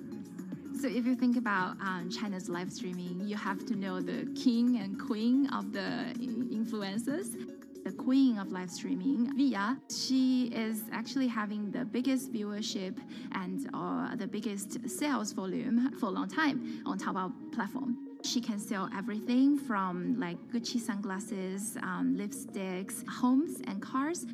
One time she offered her followers to go on a Tesla ride with her, and she even, for once, sold a rocket launch in her live streaming room for 40 million yuan. 接下来我们真的要杀火箭。The king would be Li Jiaqi, more widely known as Lipstick's brother. He used to be a cosmetic sales before he turned into live streaming e-commerce. And he knows a lot about the cosmetics. So he's the one that will actually put the lipsticks on himself when he's on the show. Top live streamers like Via and Li Jiaqi have become celebrities in China and can earn millions of dollars a year. Although not everyone can be as popular, mid-ranking live streamers like Tiffany still earn a good income through sales commissions. 如果说单从收入方面来讲的话，那主播的收入是比普通的工作要高很多。但是呢，主播这个工作时刻对身体，包括对精神都有很大的一个考验的。就是每天需要集中精力，然后长达5-6个小时，这种状态是很累的。而且这5-6个小时的话，你是脑子是不停的，然后嘴巴是不停的，然后手也是不停的，眼睛也是不停的。像我们做主播，不是说单一的只做直播一件事情，然后还会有选品的一些工作，然后还会有一些其他的事情排在里面，其实是没有个人生活的。那我觉得增强粉丝影响力的话，不是说某一件事情。可能今天做了什么事情你就增大了影响力，而是每天不断的内容的输出，粉丝不断的可能对你的了解，慢慢的信任你。没有芝麻酱的味道，如果吃不习惯的话就慎买。A lot of successful live streamers are generally very good at communication. They're very good at articulating very simply what a product does, what a product doesn't do. In order for them to sell, they need to be trustworthy and appear trustworthy, and they need to, show in some ways that they're authentic, right? So for Via and Li Jiaqi, they are able to articulate that quite a bit through their body language, through what they say. For example, Li Jiaqi will also sometimes say bad things about certain products because to him there's his honest opinion, and sometimes people want to hear that. And so they seem very credible, they seem very trustworthy, and don't forget, they're also very entertaining and very interesting. If you're familiar with Li Jiaqi, he won a Guinness record for like the most lipstick applications to models in like 30 seconds. So if you're able to create a lot of buzz with interesting things that you do, people who may not want to buy lipsticks will also stream in just to watch what he does. And then from there, you might get hooked. 这就是一般女生出门的时候涂的口红的颜色。Live streamers also use sales techniques such as limited time or supply. This sense of scarcity can often encourage viewers to buy. The platform in itself creates and enhances some of these things because you see it live. Something we call social proof has taken over, meaning that, hey, other people are interested, other people are joining in, other people want the same product. And they add it in the chat and they ask questions and they say, oh, I want this too. What happens then? It makes the whole product even more scarce. But it's not just influencers. Local farmers, luxury brands, even mutual funds have also started their own live stream shows. Working with very top-tier live streamers can be risky. It's not necessary that the benefits will end up with the brand. So we see company executives opening their own shows. And we see like P&G have their own sales room, which runs shows every day as well. We also have like local governors in like small towns to sell their agricultural products. So the live streaming is definitely transformed the way product owners can think about how to reach their consumers. And it enables a lot of players to actually sell. Live stream shopping is going global. Merchants in Southeast Asia have embraced this trend. And in the West, Amazon has upgraded its live streaming function, adding interactive features like chat rooms. Companies, including Google and Facebook, are also developing and investing in technologies to integrate video and e-commerce. 直播电商它其实已经开始成为主流，它未来的发展空间跟潜力都是巨大的。接下来大家会越来越依赖这种购物方式。会变成一个比较日常化、比较规范化的这么一个趋势。If you look at the numbers alone, their numbers alone, Li Jiaxi's numbers or Via's numbers, you know that they can sell and you know that they can generate revenue. Are they able to sustain it over a long period of time? It depends on how innovative they are at changing some of the things that they do. But you can't expect consumers one day turn into virtual shopping for good. There will be the nature of us that crave to go into the store, to touch the goods and actually wear it and see how it looks like and walk around in that with our friends. And those things wouldn't be replaceable with live streaming.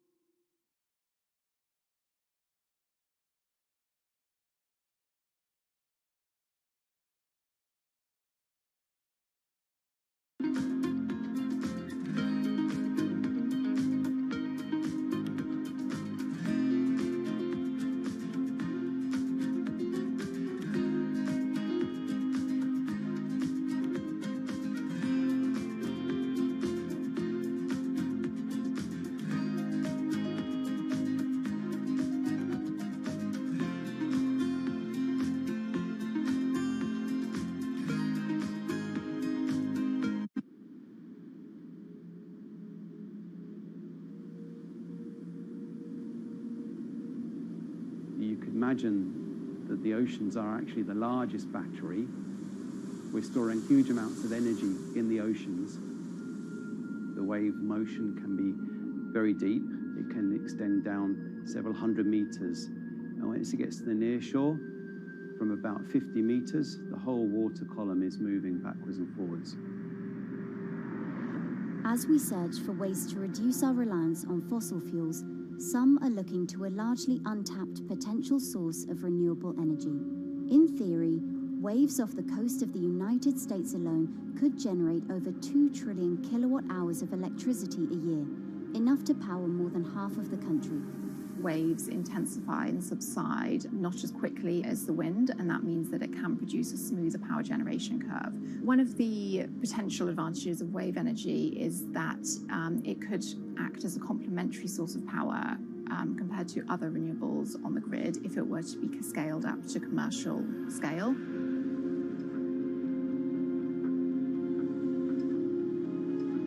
For decades, engineers have been trying to convert wave energy into electricity, but a host of technological and financial challenges have complicated their efforts. In the years from around 2006 to 2015, there were a spate of bankruptcies in the sector, and this was largely because of a lack of kind of continuous proven projects out at sea with reliable electricity generation. Since then, companies have been trying to develop the technologies at a steadier pace and with a smaller cash burn. But the same questions remain. Can companies develop devices and technologies that actually work? Is wave energy just a novelty or something that can become a major renewable energy source?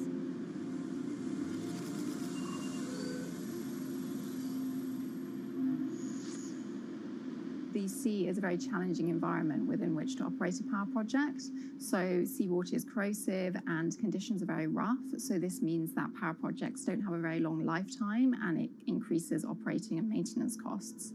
Partly because of that, many early wave energy projects hit rough waters, such as the Palamas Wave Energy Converter in Portugal and the Isla Limpet project in Scotland.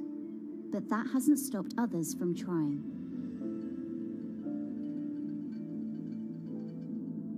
Companies are focused on testing projects out at sea, proving their durability, trying to raise capital and bring down cost. The sector hasn't really converged around one single technology design, and companies are kind of undecided about which design works best.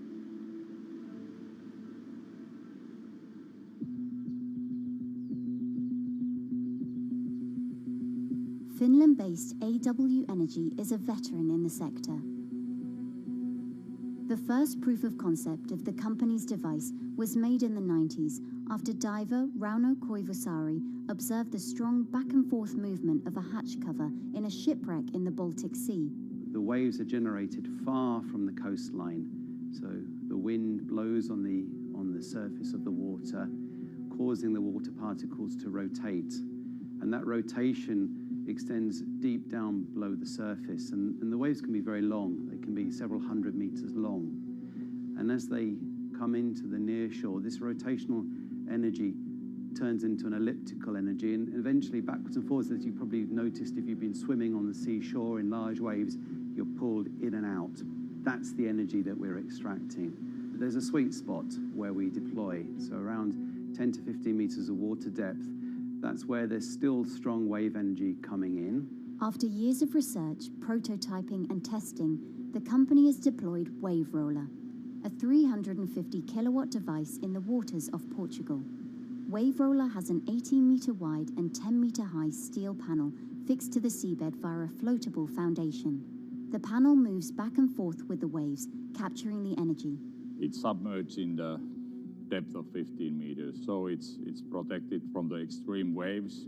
We generate electricity by capturing the movement with hydraulic circuitry in a machine room underneath the surface.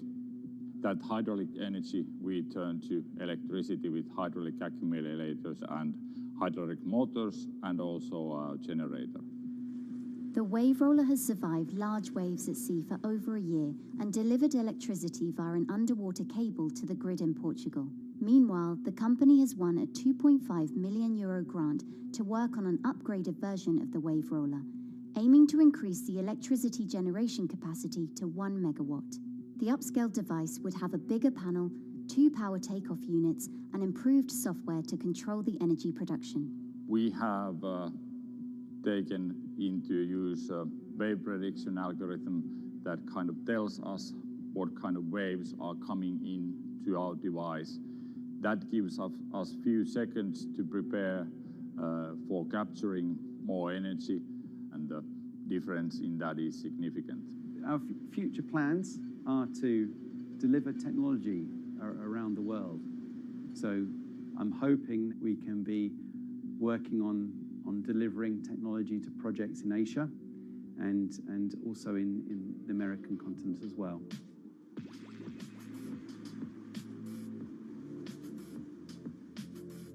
Meanwhile, Israeli company Eco Wave Power is taking a different approach to capturing the power of the ocean. For the company's founder, Ina Braverman, developing new sources of renewable energy is a personal mission. I was born in Ukraine in 1986, and 2 weeks after I was born, the Chernobyl nuclear reactor exploded, causing the largest in history nuclear disaster.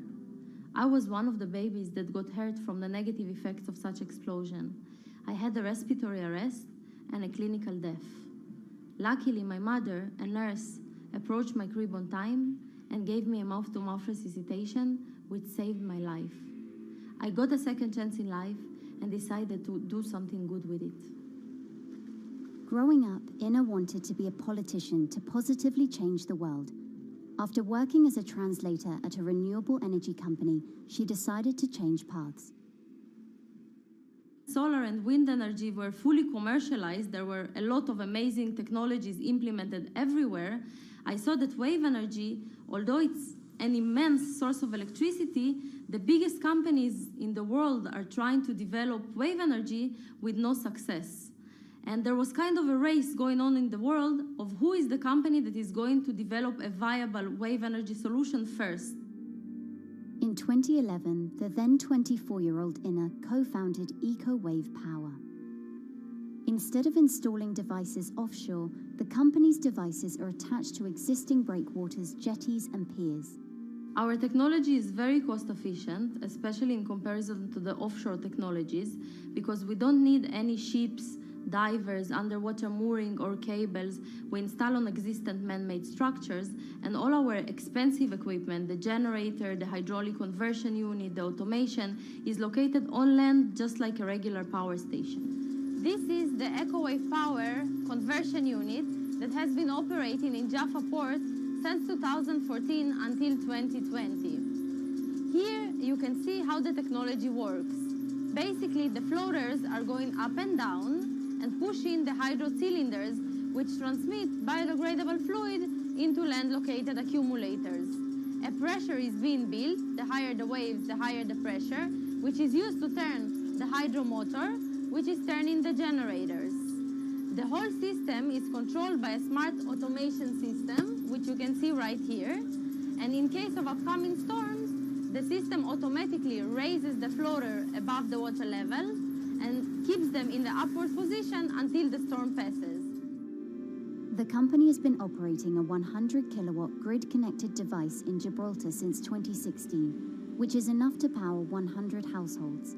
Currently, Ina and her team are working on another 100-kilowatt project at the Port of Jaffa in Tel Aviv. The project will be also the first time in the history of Israel that wave energy will officially connect to the electrical grid. And our goal going forward is to expand it to all suitable breakwaters in the city of Tel Aviv and to supply a significant part of the city's electricity needs. Today, engineers and entrepreneurs are still trying to crack wave energy. Globally, only a few hundred kilowatts of wave energy are deployed, compared with gigawatts of offshore wind. But the field has come a long way in recent years, and with the right engineering solutions, this new power source could eventually become competitive with more mature renewables like solar and wind. I would have a lot more confidence in the success of wave energy companies today as opposed to like 20 years ago. But in the next few years, or maybe the next couple of decades, it will be more likely to be used in remote locations like islands that are otherwise dependent on expensive diesel power, or out at sea on gas decommissioning rigs, or for powering underwater autonomous vehicles. So definitely, wave energy can compete with other renewable energy sources, but I personally believe that this is not a competition. In order to have a 100% renewable energy friendly world, we need all renewable energy sources to work together.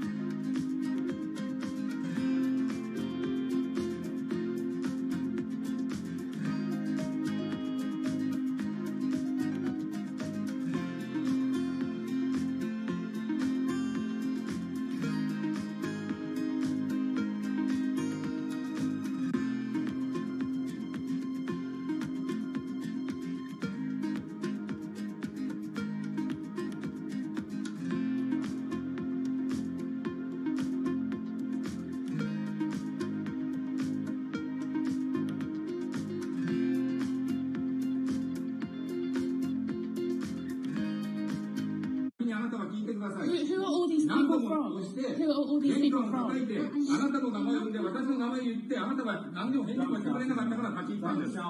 So can you please tell me? I'm not going to... please wait. You know, I've covered a lot of companies. I've covered a lot of Machiavellian companies where, you know, people play rough. I don't think I've ever seen anything on the scale of Nissan. He is making you, but you're like from this side. I mean, it's corrupt. The system is... One of the most dramatic elements was Ravinder Pasi's home being raided by court officials in Yokohama. You scared me. You scared my children. I worked in Nissan for 16 years. So Rav Pasi's journey into the darkest recesses of the Japanese corporate world started when he was the general counsel, the highest corporate lawyer position in the company. In the past few minutes, Nissan has revealed that its chairman has been arrested after allegations of serious misconduct. He was tasked with investigating Carlos Ghosn. And he was told, conduct an internal investigation and get to the heart of the matter. And then along the way, he started to notice serious conflicts of interest. He is one of the few people who knows an extreme amount of detail regarding the alleged crimes by Carlos Ghosn. And he's now ready to tell his own story on the record about some of the events that happened.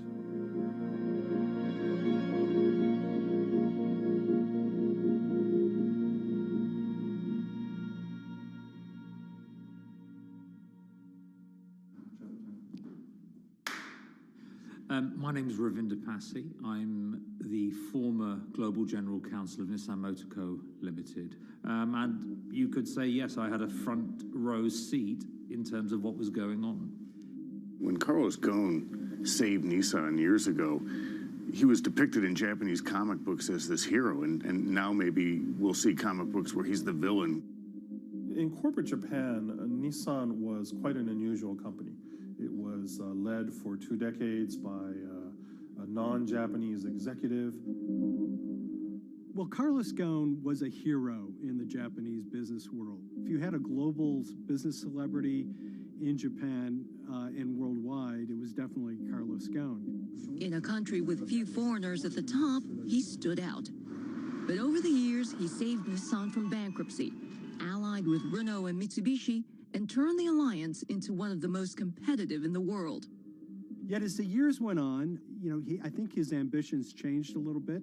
He started thinking about legacy plays, and one of them was to really tighten the alliance between Renault and Japan.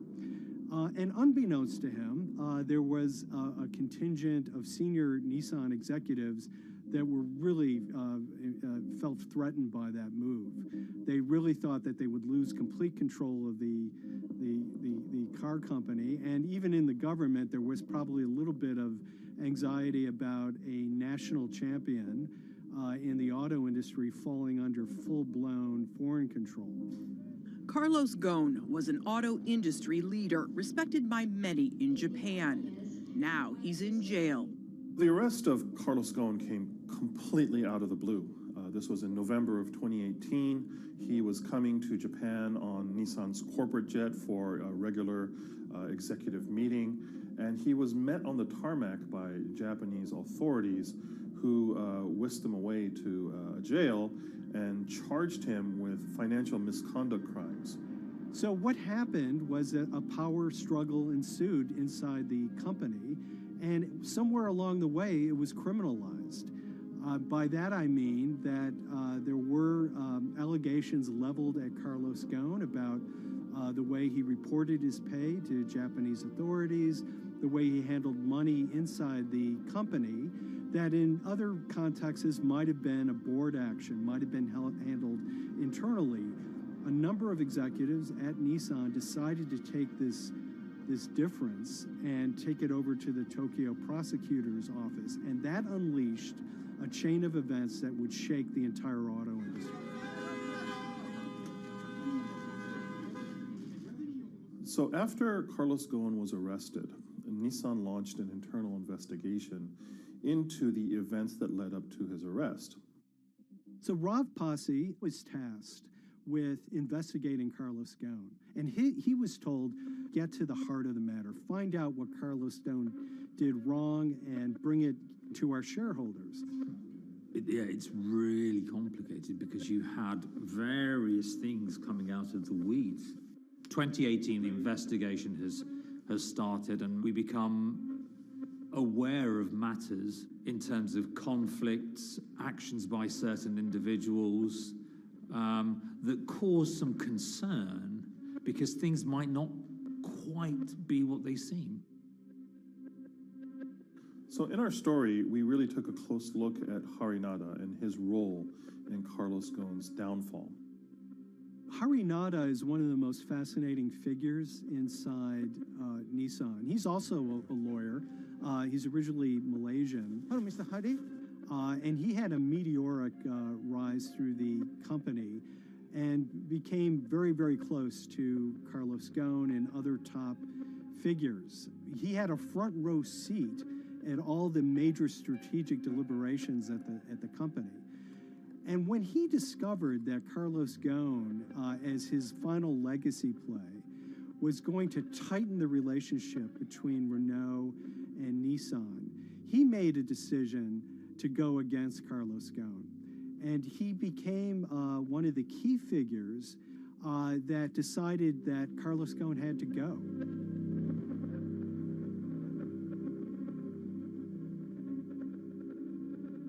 Harry Narder was somebody who actually recruited me into the company, so I have a long-standing relationship with him, or did have a long-standing relationship with him. For many, many years, he was a mentor. I had doubts about the credibility of the process right at the start. Harry Narder had a plea deal with the Tokyo prosecutors. Now, that suggests he was intrinsically involved in some of the wrongdoing, or the allegations of wrongdoing, and it just didn't smell right, just doesn't sit right. So there was a basic conflict of interest. In other words, Harry Narder had to deliver results to Japanese prosecutors to avoid his own criminal liability, and he's accusing and leading the investigation of Carlos Ghosn.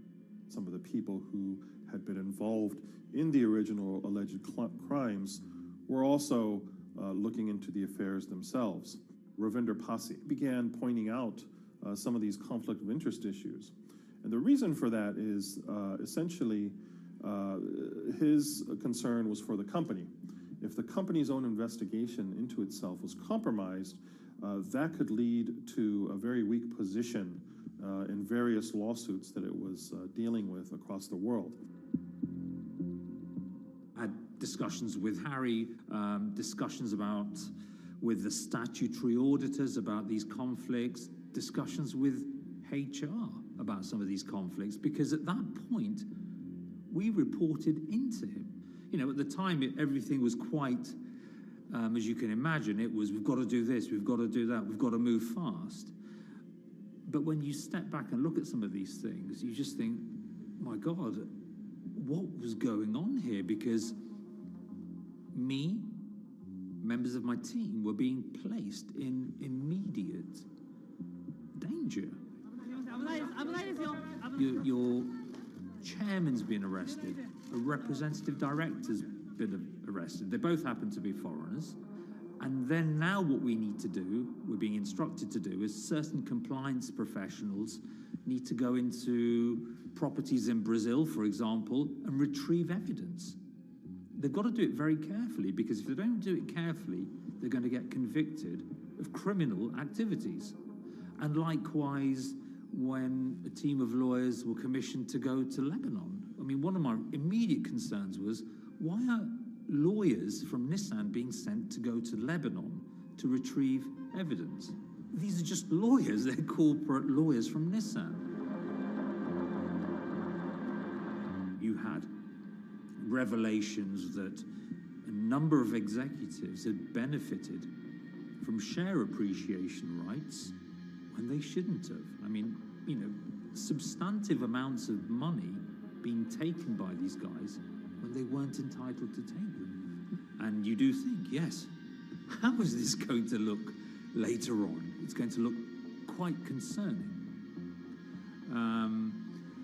So that triggered, for me, the sort of assessment that, well, I'm going to have to do something, because up until this point, I haven't put down on paper these conflicts and these issues.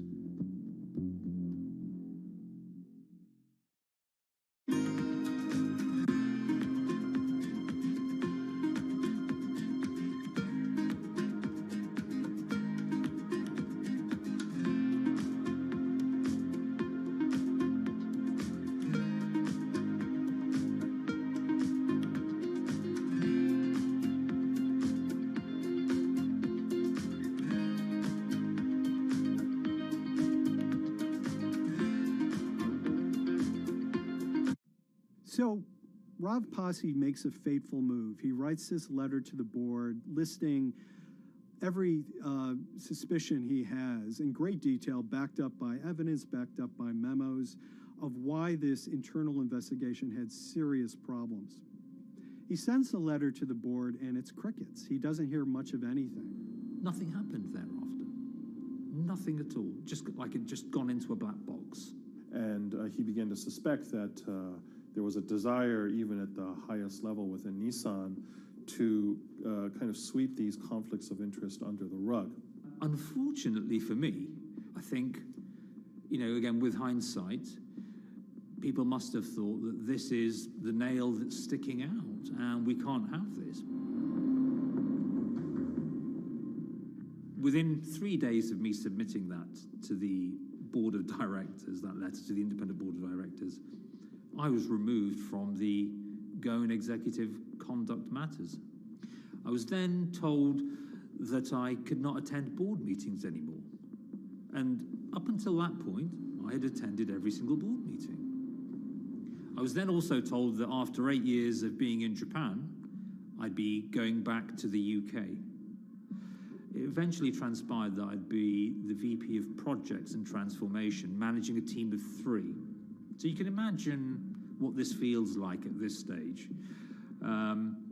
Almost an arbitrary removal from Japan, where I've lived for 8 years, had 3 children there, my family has grown up, and we've been settled there, having a few months earlier been promoted to vice president at a global level, to being almost demoted. So Pasi was essentially being reassigned to get him as far away from the internal investigation as possible, and also to a certain extent in retaliation to some of the issues that he brought up regarding the internal investigation and Harinada. What happened to Rav Pasi can be seen as a series of corporate humiliations. I mean, first of all, his immediate responsibilities were taken away from him. Eventually, he lost, the coveted general counsel title. But it didn't stop there. Toward the end of his stay in Japan, Rav and his wife were convinced that they were being followed. During that period, I'd noticed that whilst driving my car, I'd have other cars following me. First time I noticed this was around mid-March, and I was driving, I can't remember where I was going, but this grey van, small van, just literally started following me. And I noticed that there was somebody in the car taking pictures. And lo and behold, we were absolutely being followed either by people on foot or other individuals, 2 or 3, normally 2 burly men in a car, different cars at different times, following us around. They were following the family as well. And, given I'd seen the Nissan security department behave in a very, very egregious manner with others in terms of following and surveilling, I was very concerned as to what they were doing and who they were giving this information to. Because if they're giving this information to the authorities, you do think, why? What's going on here? I mean, this is just not normal behavior. And this all culminated in a rather dramatic event in the middle of 2020. Who are you people? Where Nissan had hired a legal team and had obtained an unusual court order from the district court in Yokohama to basically do a search of his home and seizure of his corporate laptop and phone and other documents. If you don't let us in now, we have to break this key. So it's a pretty extreme way to treat someone who had spent 16 years at the company. These people have all come in. We don't really know who they are, apart from the fact that I've been shown a badge that says the Yokohama Court. And they're here to recover a laptop and a mobile phone. It was even more weird because I'd highlighted to the directors that certain Nissan executives were trying to recover this laptop and this phone whilst I was still in Japan. And I was very concerned because it had evidence on there that related to misconduct matters and other forms of inappropriate conduct. It was just another form of intimidation, another form of harassment, forcing me almost to leave the company and the country. Because once they'd retained and obtained these items, we were still followed, which, again, I just couldn't understand. What is the point of doing that? You know, this is a car company. This is not the KGB.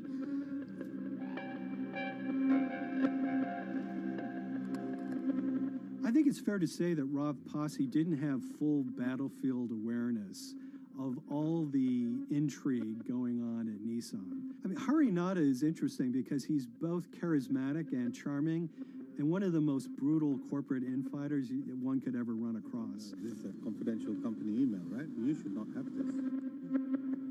If he had fallen into line, he would probably still have his job at Nissan, be paid very well, and continued his work. A career that he spent 16 years building at Nissan is irretrievably broken. It's been smashed to smithereens. He and his family paid a huge price, certainly. But in terms of being able to sleep at night, I think, he's come out ahead. I highlighted issues to the highest levels of the company so that they could be dealt with appropriately by those in charge. There was no response to those, and there was retaliation against me. What's really profound, like absolutely profound, is that none of your colleagues, I mean people who you have known for years, forget it. Yeah. You're on your own. Yeah. And you got to be ready for that. You've got to be ready for that. If you take it on anyway.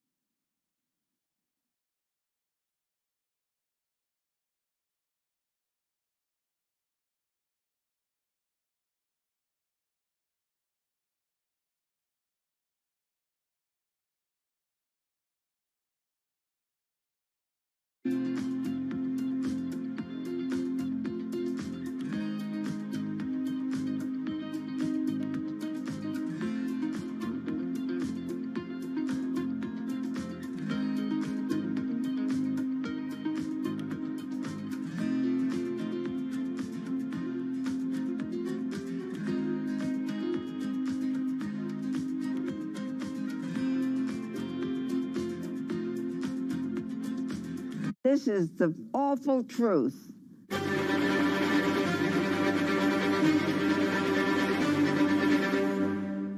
There's always someone in the family that's pushing it.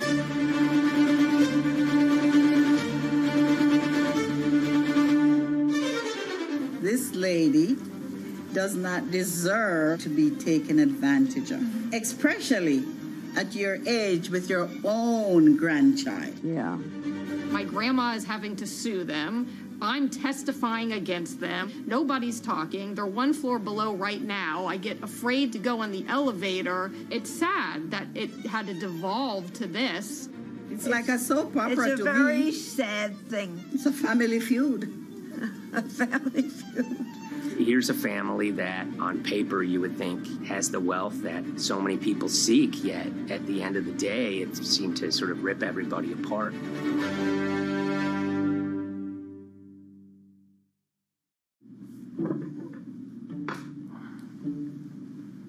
My name is Tom Schoenberg. I'm a senior reporter here at Bloomberg News, cover financial enforcement.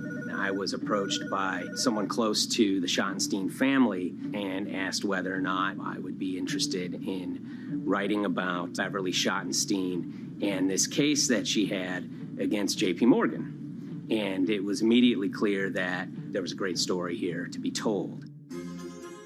So I started just, assembling all sorts of documents that the family made available to me. That included a diary that Beverly had begun writing when she started having suspicions about what was actually going on with her money. Beverly obtained her wealth from the Schottenstein kind of retail empire that has at times included Big Lots, Value City, American Eagle Outfitters, DSW Shoes. Beverly's husband died, and at which point they sold off their portion of the company, bringing them an enormous amount of wealth at around 1990. Estimates of her wealth were around $90 million. She, for many years, had that pool of money being managed by outside advisors. Her grandsons in the late 2000s had both graduated and were becoming financial advisors. She gave them a little bit to work with, and over time, her grandson, Evan, became the trustee of her entire estate. Managing sort of family money is not a conflict. In fact, some ways in wealth management, it's kind of how you get your start. It's kind of the seed that you need to sort of get going in the business. But Beverly started having suspicions that something was wrong probably in around 2016. Well, there were suspicious things, but taken separately without everyone talking about their own experiences, it was hard to really put it together. She had written a check to her caretaker, Dawn, that bounced. So she went down to her local Chase branch to sort of find out what was going on. She wasn't getting paper statements in the mail, so she asked them to print out a number of her statements having to do with her checking account and her credit card account. So we went to the bank and asked for the statements. And she got a whole year and going through all of them, page by page by page. And it was there she saw all sorts of charges that she said she didn't authorize or didn't know about. I was becoming very, very suspicious. I was starting to look in the money part, and that's what bothered me more when I saw that money was going. And I was not a big spender. Around the same time, Dawn, she starts noticing Beverly's son, who lived in the condominium below her, came up with Evan with a shredder and started grabbing papers in her office area, including some with J.P. Morgan letterhead, and just started sitting at the kitchen table just shredding documents over and over. Yeah, they came in one morning. They used to do it in the back. Through the back door, and they brought the shredder inside. And then they went in the drawers in the office and took out all the papers, and they started doing it. I was very suspicious because I know you don't go around and destroying papers. Beverly said that they had done this many times before. That's when she said to me, Dawn, I'm going to write my feelings in this black book. Diary. And it's a diary, and she started writing. Each day she would write a little at a time. Around the holidays of 2018, a package had arrived, a FedEx package, and in it were materials about a venture capital fund based out of the Cayman Islands. Dawn and some other family members take a look at this, and they see that Beverly is signed up for this fund to the tune of $5 million over the course of several years. And that was really the beginning of it. That was sort of the tip of the iceberg when it became obvious that something was going on, that my grandmother really wasn't aware of this fund. Beverly started to panic. She got really upset and called, J.P. Morgan's headquarters in New York and asked for Jamie Dimon. She said she was told someone would call her back, but she says that never happened. She wrote a letter to Evan and Avi, and in there she laid out a number of things that were concerning her: unauthorized trading, the checking account. She had about $1 million worth of jewelry in a safe deposit box, and that her son Bobby had the key to that box, and that jewelry had gone missing. All this was kind of packaged in this, 5-page handwritten amendment to a will and trust. There's such an evolving narrative about why the jewelry was taken. The only truth we really know is that the jewelry is gone. But why it happened, there have been a lot of different stories. You just don't take your mother's wonderful things and hand it out. And they emailed that note to J.P. Morgan to seize all activity on her account. And it ended up setting off a firestorm after that. As soon as they got this email that there was a cease and desist and that she wanted to send her money and change brokerage firms, they were actually vacationing one floor below downstairs. They're there right now. The next day, Beverly's in her place, the granddaughter's still in her place visiting. Dawn is there, and up comes Bobby kind of barging through the door. And he's screaming about what was sent to the J.P. Morgan. They're now investigating now. And he's furious, takes his mother and sort of puts her into a chair, gets pen and paper, and she says physically forced her to write a retraction letter. They were pushing me around. It was a scary time. I was really afraid, too. I had to take her to the doctor, and she did an x-ray because she was in so much pain. The locks had to be changed. The phone number had to be changed. I really thought we were going to have to hire guards to be outside just for protection. Oh, it was terrible. Horrible scene. Beverly brought her case before the Financial Industry Regulatory Authorities, usually known as FINRA. It took several months of hearings. She sees all sorts of transactions that's going on, hundreds of them that she claims that she never knew about, never authorized, but yet were logged in J.P. Morgan's files as having been direct requests from her. That included the sale of a large amount of Apple stock worth several $1 million, as well as all her stock in Big Lots.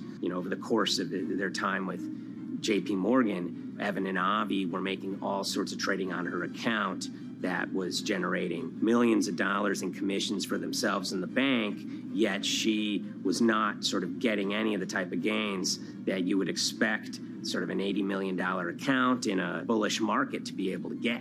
They issued a ruling entirely in her favor, finding that her grandsons, as well as J.P. Morgan, they were liable for violating their fiduciary duty, misrepresenting themselves, and they also found that the bank and her grandson, Evan, were liable for elder abuse. Evan and Avi, they were fired from J.P. Morgan. They issued an award of about $19 million. I reached out for comment, and J.P. Morgan emphasized that Evan and Avi were no longer with the firm and that their actions do not represent the sort of values of the bank. I reached out to Evan and Avi, heard back from their lawyer saying that, they disagree with the law and the facts that FINRA kind of used to decide the case against them and are seeing if they can have it withdrawn. Her son, Bobby, wrote her a letter, said his sons weren't criminals, and he also admits to taking her jewelry. And he says he needed it to pay off some bad business debts he had. They never once came up to say, I'm sorry. If there had been an apology and some acceptance, and asking for forgiveness from my grandmother, I don't think we'd be in the position that we are now. Since the piece came out, we've received dozens of messages from people, many of whom are telling their own sort of personal tales of, kind of financial advisors gone bad, or family members who got control of an estate and abused, those within. Seems that it's really resonated with a lot of people. I keep, hearing a lot of feedback about Beverly and how, a lot of people feel she did the right thing. You're never too old to stand up for yourself and try to right an injustice. She was adamant that she wanted to stand up for herself, but at the end of the day, they did wrong. It's a painful life lesson. You know, Beverly taught them that you don't mess with grandma.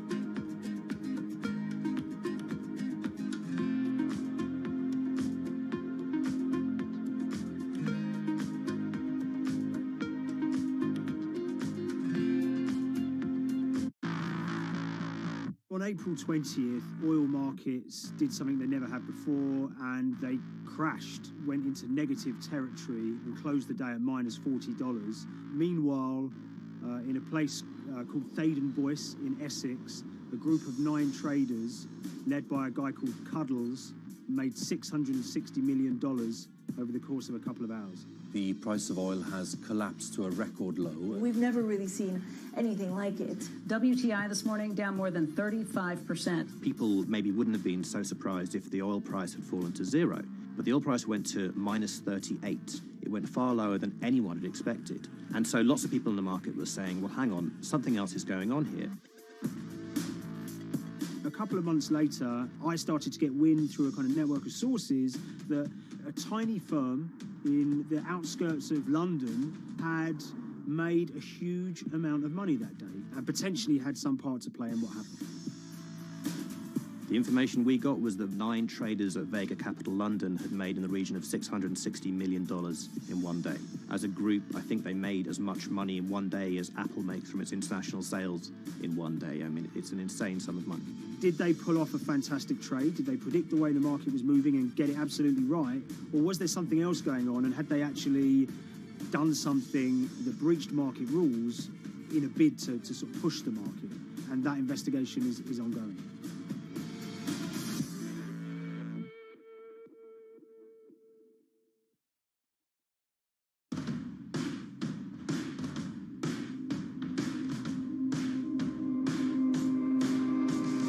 So Paul Commins is a trader who cut his teeth in the pits in the 80s and 90s when everyone had a nickname.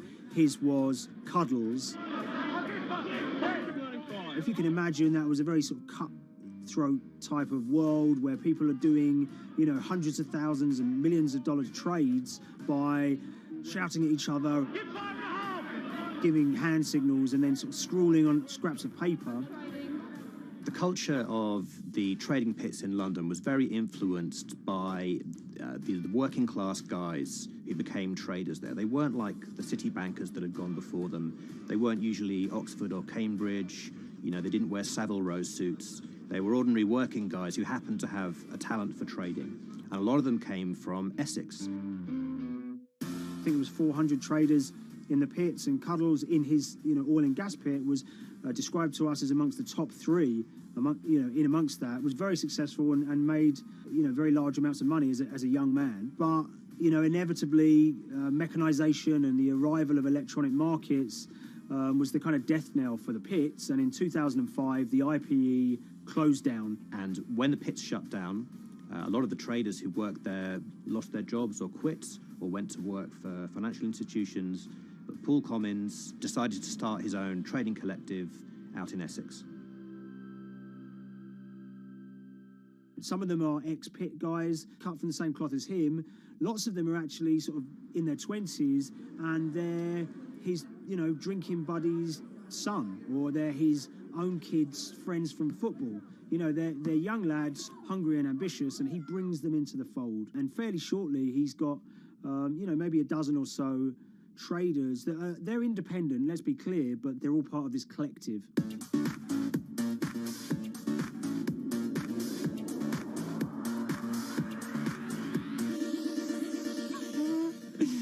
Yeah, I'll let Liam deal with Essex. I am from Essex, so I feel like I'm free to, to get into this. Sweet, as they say. If you were to ask someone in Britain how they would imagine a kind of Essex person, they would see someone who's maybe slightly flamboyant, with a sort of Cockney accent, a sort of Guy Ritchie-style accent. Not afraid to splash the cash, but it's probably pretty bright and has done well for themselves. Don't even make sense, does it? But, these guys, they drove around very nice Rolls Royces and Bentleys. They went to places like Marbella on holiday. Thaden Boyce is a very wealthy place. You have to have considerable income to be able to afford to live in that village. It's a really nice place to live, and it's 20 minutes tube ride away from the city. Earlier in the summer, we have this lead, which is that there's this tiny firm called Vega Capital London, and they were the biggest winners from the biggest oil crash in history. Anyone that covers markets is going to be surprised about that. You're thinking your BPs of the world or your Glencores, but there's this tiny firm. And one of the big challenges that we had was actually finding out who worked with Vega Capital. It wasn't immediately obvious, and at first we had absolutely no idea. If you go to the Vega Capital website, it says it's under construction. If you do basic online searching, it's very difficult to find anyone who's publicly connected to the company.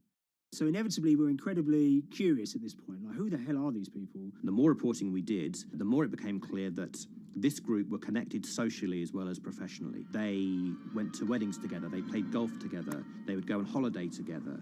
We found out that a number of them were members of the West Ham Supporters Club in London. A few of them started companies together, so you could see all the connections between them and start to see a distinct group emerging. And it really just was this kind of shock that, this wasn't just like a hedge fund or a firm you'd never heard of. This was actually a group of buddies who all had the same experience on this day and had all made a huge amount of money. So if you're an oil trader, there's a number of different ways you can trade, and probably the most popular is WTI futures contracts. And it's basically a contract that says, I'm going to buy 1,000 barrels of oil from you at this point in the future, or I'm going to sell 1,000 barrels of oil to you at this point in the future. It's actually just a financial contract to gamble on to predict whether oil is going to go up or down. On the 20th of April in Essex, there had been signals for a while that this was going to be an exceptional day in oil markets. And we know that some of them arose early and started their trading in the early hours of the morning while it was still dark outside. Essentially what they were doing is buying contracts that gave them an obligation to buy oil at whatever the price ended up at 2:30 p.m. So they're basically placing a bet that oil is going to fall throughout the day. But they're simultaneously selling lots of oil as well. And whether they make a profit and how much profit they make is the difference between what they buy the oil for and what they sell the oil for. Now, of course, we now know throughout April 20th, the price dropped and dropped. So this is going very well for them. They are committed to selling oil at these prices, and the prices are continuing to fall, which means they're going to be able to offset it and buy oil at cheaper at the end of the day. Now, once it gets to kind of 1:30, 2 p.m., that's when things start to get really interesting. Suddenly there's a kind of influx of buyers and sellers, as desperation increases in the market and trading volumes go up. Now at 2:08 p.m. exactly, something bizarre and unprecedented happened, which is that oil passes into negative territory. And it fell to a record level of minus $38. We've never seen anything like it, period, in terms of the contraction of the global economy. That huge gulf between what they were buying the oil for and what they were selling it for enabled them to make more money than they ever thought possible. So their profit was the difference between minus 37 and all of these positive numbers on every contract they sold. The price of crude briefly hit minus $37 a barrel. For one group of traders operating from a small office, it was a very, very profitable day. It's important to remember this had never happened before in the history of oil trading. No one could have predicted it. I can't think of another example of where you enter a trade and you get paid on both sides. You get paid both to sell and to buy. It's unthinkable. One thing we know about the Cuddles Trading Arcade is that they were very comfortable taking large risks. And, you have to be clear, this was a large risk.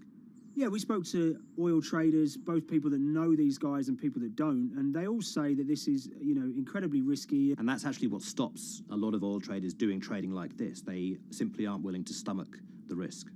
But Cuddles and his friends were. So when the kind of final calculations came down, the group of the 9 most profitable traders made $660 million or thereabouts between them. I mean, if you can imagine, I think 3 or 4 of them made in excess of 100 million each. One of the astonishing things about this trade is that 2 of the individuals who made more than $100 million in a single day were in their 20s. One of them was 22 years old. Only a few years earlier, he'd been posting on his social media about doing teenage stuff with his mates in town and going to see girls and rap music. And here he is a few years later making $100 million in a single day's trading. When me and Liam discovered that, we couldn't believe it. We couldn't believe what we were seeing.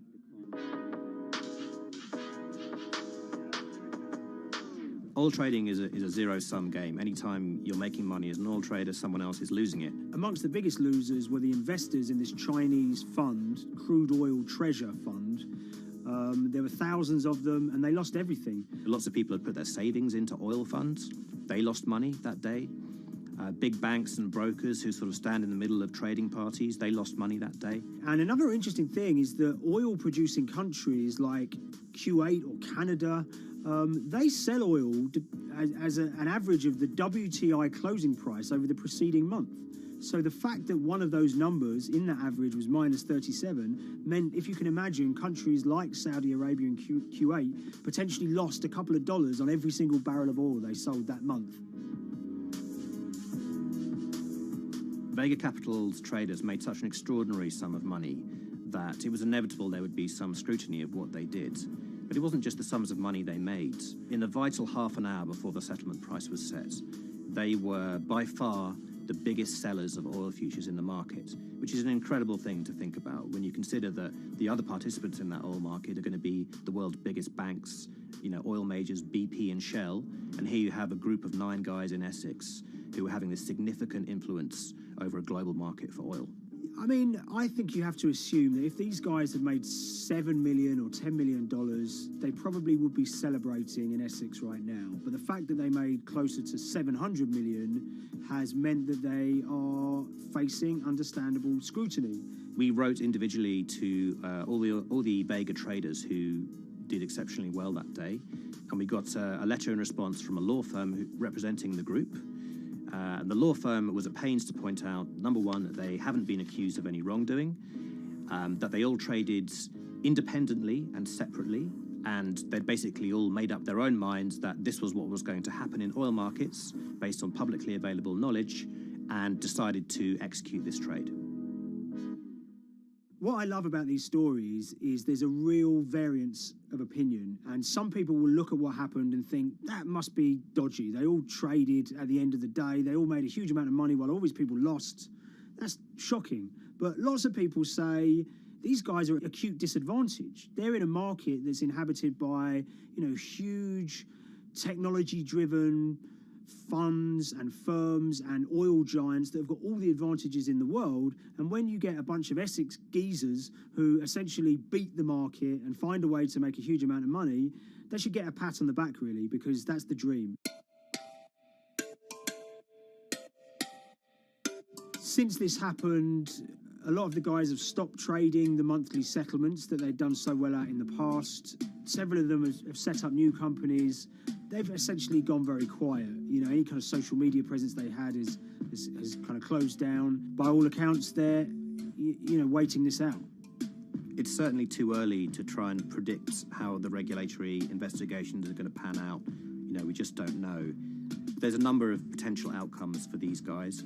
Potential punishments if there are any findings of manipulation against Vega or anyone affiliated with it might be you could be fined, you could be banned from trading, and in the most extreme cases there have even been criminal prosecutions in the past of people who have been found to have been manipulating the settlement and misconduct related to trade at settlement. There are other outcomes too. One obvious one is going to be they're able to walk away from this life-changing trade with all the money that they made and celebrated as heroes in the trading community. That, they'll go down as legends.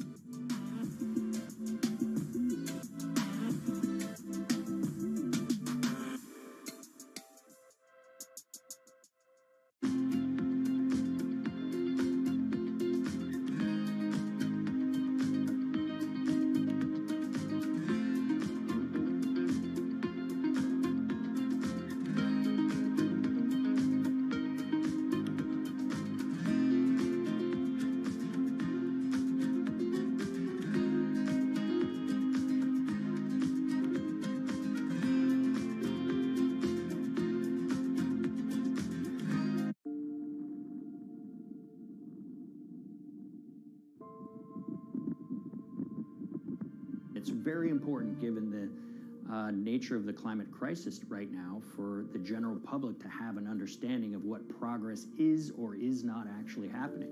And I think many readers right now, they'll see these hundreds and hundreds of companies making these big, bold climate claims. And they would be forgiven to think that we're well on our way to meeting the emission reduction trajectory we need to be on. And the reality of the matter is we're just not on that trajectory.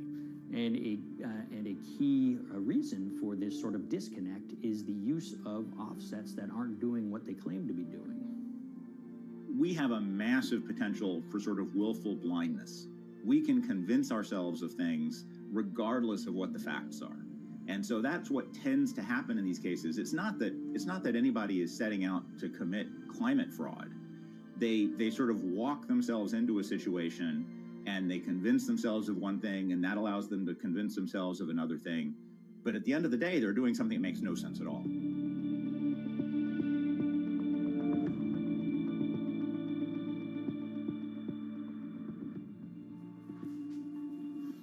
My name is Ben Elgin.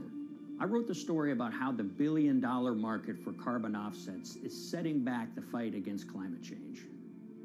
So one of the challenges in reporting on carbon offsets and trying to figure out what's going on is really finding good experts who have been steeped in this marketplace and are willing to candidly talk about it. One of the best people for this is a fellow named Mark Trexler, and I've been talking to him for more than a decade. My name is Mark Trexler. I've worked in climate change for the last 30 years. I was actually hired by the World Resources Institute in Washington to work on the first carbon offset project in 1988. In terms of defining a carbon offset, one of the beauties, so to speak, of greenhouse gases, sort of the silver lining of greenhouse gases, when you put up a molecule of CO2 into the atmosphere, it can be anywhere in the planet in 7 days. And therefore, if there's an option to reduce emissions on the other side of the planet, and you can do that very cheaply as compared to doing it in your factory, for example, then why not pay that person, that factory on the other side of the planet to reduce their emissions? Then you are, in a sense, offsetting your emissions, and the atmosphere doesn't really see your emissions anymore. So carbon offsets have been around for quite some time, and they were actually key with these international climate agreements, such as the Kyoto Protocol, which mandated the wealthiest countries reduce their greenhouse gas emissions. The treaty was signed on the 11th of December, 1997. Decided. The business community in general saw carbon offsets as a huge opportunity to comply with whatever policies and measures might be coming down the pike on climate change much more cost effectively. We've seen a huge surge in companies making big proclamations about how they're going carbon neutral or zeroing out all of their carbon emissions. We're going to reduce our carbon footprint to net zero. Unilever is committing to net zero emissions. We can achieve a net zero emissions world. We began looking at these corporate claims of dramatically reduced emissions, and we noticed so many of these companies were using carbon offsets to achieve these aims. And as we began to look at the carbon offset projects themselves, what we found is that the environmental benefits claimed by these companies are not actually what they seem to be.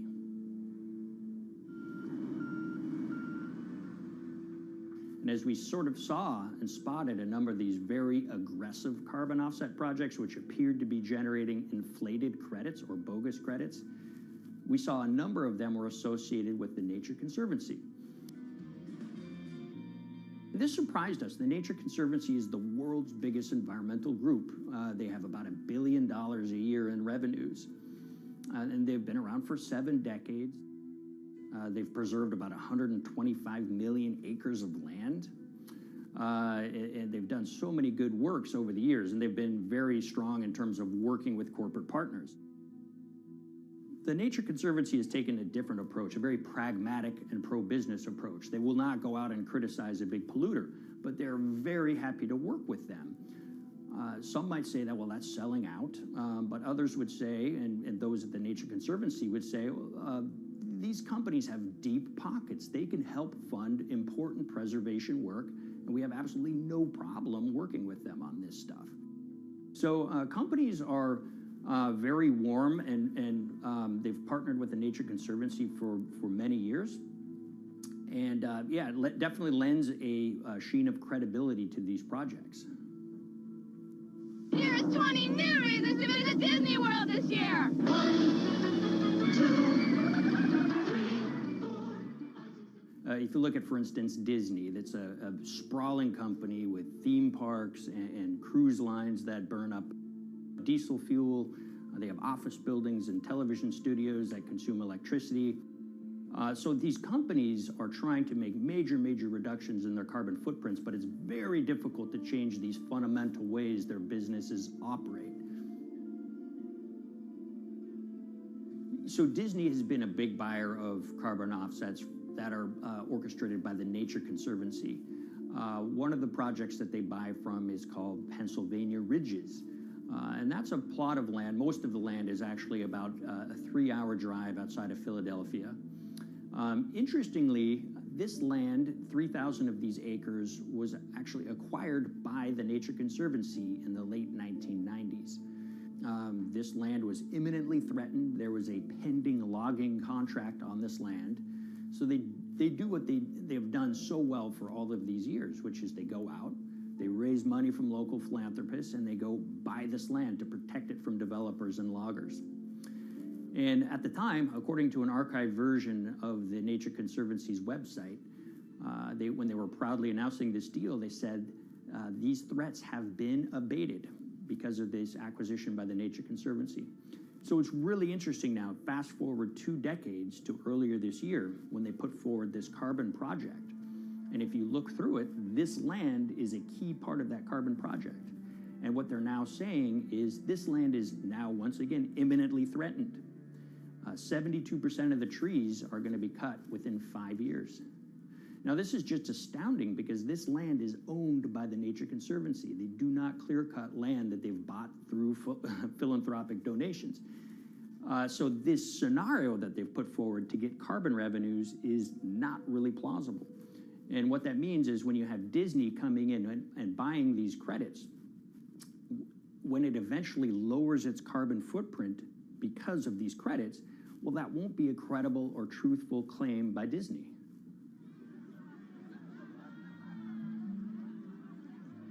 So this is an organization that truly understands the threat of the issue of climate change and is wanting to do its part to address this. However, in this situation, it just appears their drive, which they've had for decades, to increase the amount of revenues that it can use for land preservation work. Nature Conservancy and many others see that carbon credits as a pot of money that they can tap into to further their own benevolent aims. But unfortunately, what this has resulted in is claims of climate progress that just aren't really happening. So the Nature Conservancy defends vigorously these deals, and they and others will say, look, our projects are just following the rules that these registries set up. So some would also put some of the blame on the registries themselves because they're setting up the rules which allow these vapid projects to get up and sold.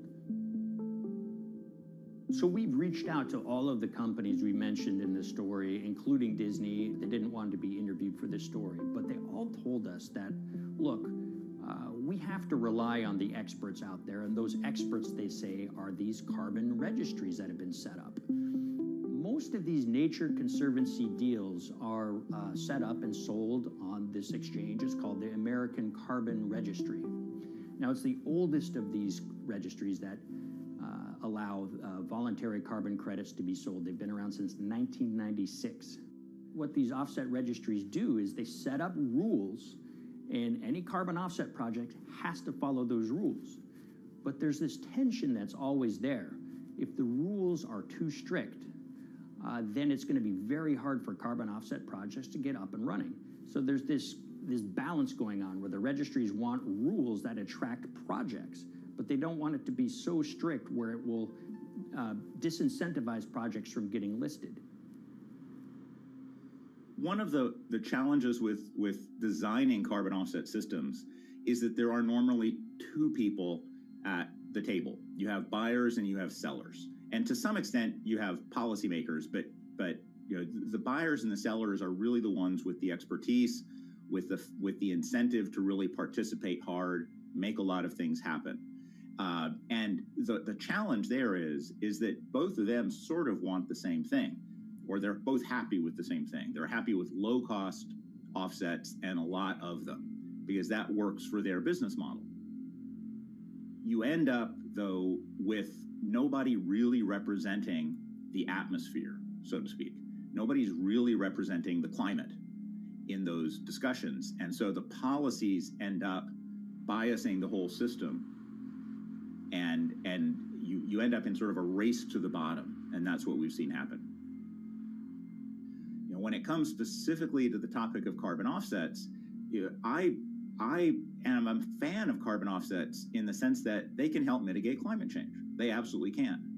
But, you know, if we're not going to do it correctly in a way that actually does help mitigate climate change, then it's nothing but a distraction. And, you know, after 30 years, you have to start wondering, is it really just a distraction? And that's really unfortunate, but that's where we are. Ultimately, what needs to happen is systemic change. You know, we're sort of nibbling around the edges with some of these different things. We need to change how we produce energy. We need to change how we transport ourselves. We need to change what and how we eat. You know, we need systemic change associated with transitioning to a low carbon economy. A lot of what we're doing today is not promoting systemic change. It's sort of trying to stick your thumb in the dike to preserve the current system. And at the end of the day, that can't really work.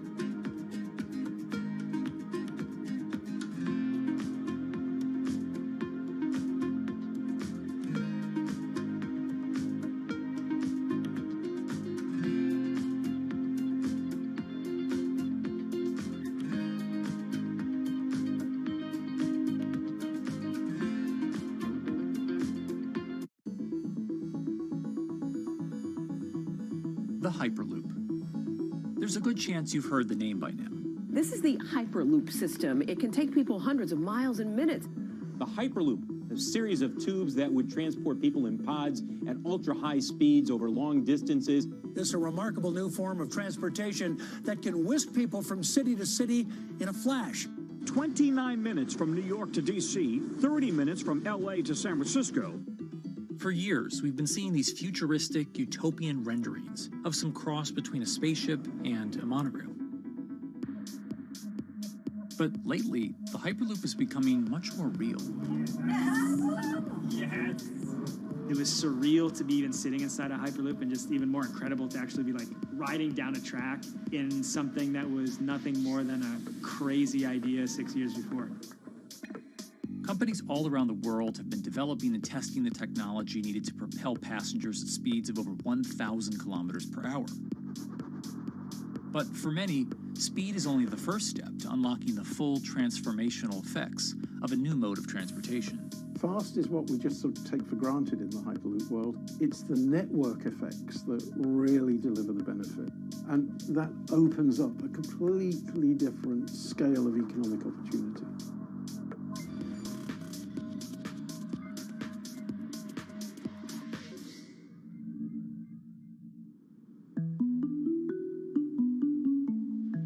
We've got planes, trains, automobiles, and boats all getting around Earth. But what if there was a fifth mode? And I have a name for it, which is called the Hyperloop. The Hyperloop? Hyperloop, yeah. In 2013, while riding high on the growing success of Tesla and SpaceX, entrepreneur Elon Musk released a white paper outlining the basic framework of the technology he called Hyperloop. The basic idea goes a little something like this. A tube reduces the air pressure to a near vacuum-like environment. A Hyperloop pod is then suspended in the tube, usually by magnetic levitation. The whole pod can then be propelled forward. Because there's no traditional friction sources like air resistance or rolling friction that would push back against the pod, the Hyperloop is able to move at incredibly high speeds and do so fairly efficiently. Despite its futuristic name, however, the general concept behind Hyperloop is actually pretty old. In fact, New York City's first attempt at an underground public transit system in the 1870s was based on a similar principle. The pneumatic transit system was short-lived, however, only stretching one block and topping out at a rather leisurely 10 miles per hour. While Elon would make some 21st century improvements to this concept and bestow a very 21st century name, he wouldn't end up pursuing the technology itself, instead electing to focus his efforts on something a little bit deeper, literally digging the requisite tunnels via his boring company. It would take another billionaire industrialist who dabbles in spaceflight. No, wait, not that one. Yeah, that's the one. After Richard Branson would make a large investment in the company Hyperloop One, it would be renamed to Virgin Hyperloop. What we've always been trying to do as a company is show that this technology could work, that it could be made safe, and that ultimately it's something that's happening in the next couple of years, not the next 20 years. Josh Geigel is the co-founder and CEO of Virgin Hyperloop. In a familiar tech startup story, he's seen the project go from a garage to a large-scale testing facility outside of Las Vegas. So we started building the first kind of Hyperloop system in 2016. We've done a lot of work, about 500 tests that we've done on that over the last 5 years. And what we realized that we need to do is take that technology, show that it can be commercial, so drive the cost down, improve the efficiency, improve the performance. But the key thing is actually making it approachable and safe for individuals.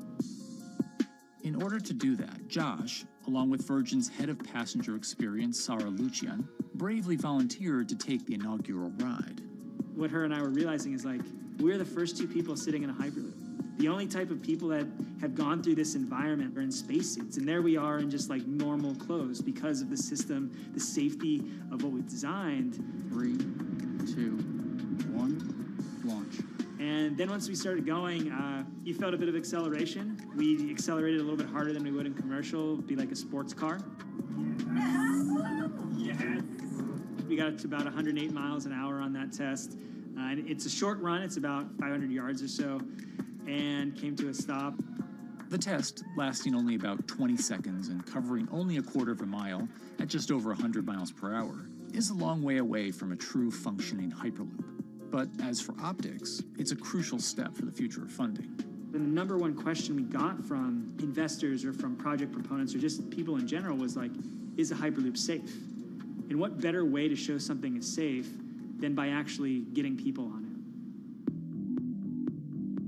But convincing investors and governments that would likely be fronting some of the construction costs for an unproven technology is no easy task. First and foremost is the question of safety. Most people don't know how an airplane works, but yet they get on an airplane. They get on an airplane because, it's faster than driving, and most importantly, they've probably gotten off of one before, they've seen someone get off of one before. And so what we set out to do was actually show that Hyperloop could be safe with two normal people, not astronauts, not adrenaline junkies or test pilots or anything like that. Two normal people getting on a Hyperloop, and then most importantly, those two people getting off.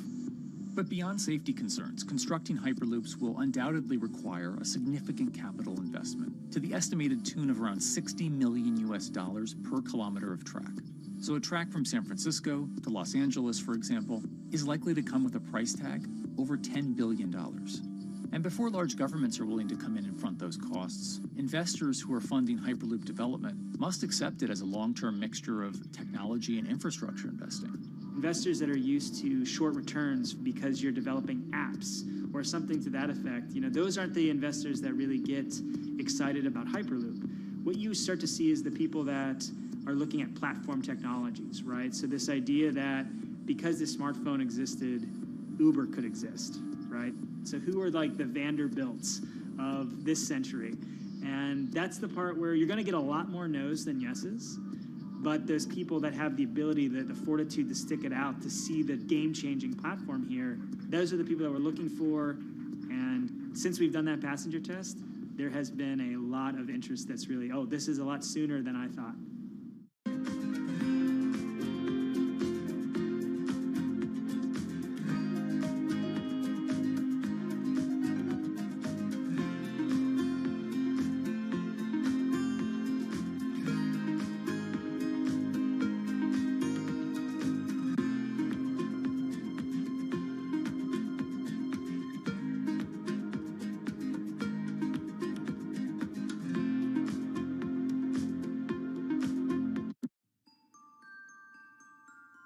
Envisioning the ripple effects of what Hyperloop could achieve, though, is fairly challenging at this stage of development. It's fast, yes, but for point-to-point travel, traditional maglev trains can move pretty fast as well. And outside of China, South Korea, and Japan, even those haven't seen much adoption elsewhere due to the high costs and questionable profitability. The Shanghai line in China, for example, loses around $100 million every year. Hyperloop companies, however, believe they can offer something different than traditional railway lines. My name's Alan James, and as far as I know, I'm the only guy on the planet who's written a government-level business case for 300 kmh conventional high-speed rail, 500 kmh maglev, and 1,000 kmh Hyperloop. It's fundamentally about moving people from where they are to where they want to go, when they want to make those journeys, and doing it in much smaller numbers. So pod designs for Hyperloop range from 12 to 28 seats, typically. Why are they small? It's because small enables the network to operate flexibly. And a great example of that is the east-west strategic route across the north of England, from Liverpool to Manchester to Leeds. So to get from Liverpool via Manchester to Leeds by train is just short of 2 hours today. It'll probably take you 2 hours driving as well in average traffic conditions. Net result is those three city regions remain three separate entities: Liverpool, Manchester, Leeds. There's very little commuting traffic between those urban areas. Hyperloop absolutely changes that from the ground up. Liverpool to Manchester is a 5 or 6 minute journey. Manchester to Leeds is also a 5 or 6 minute journey. What that effectively does is create a single super city economy.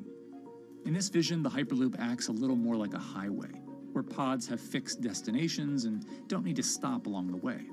Meaning you can travel on a Hyperloop network from, say, Liverpool to Leeds, while the pod behind you travels from Liverpool to Manchester. And if that metro Hyperloop network is connected to other networks from the same location, You could travel from Liverpool to Paris or Liverpool to Amsterdam, all without making a single stop. For passengers, for business, for leisure, that is utterly transformational. For high-value freight and logistics, it's equally transformational. But critically, if you do a Hyperloop network at scale, you begin to deliver massively significant carbon savings too. A multi-regional Hyperloop network could become a replacement for both short-haul passenger and cargo flights and traditional ground transportation, both of which are significant carbon producers.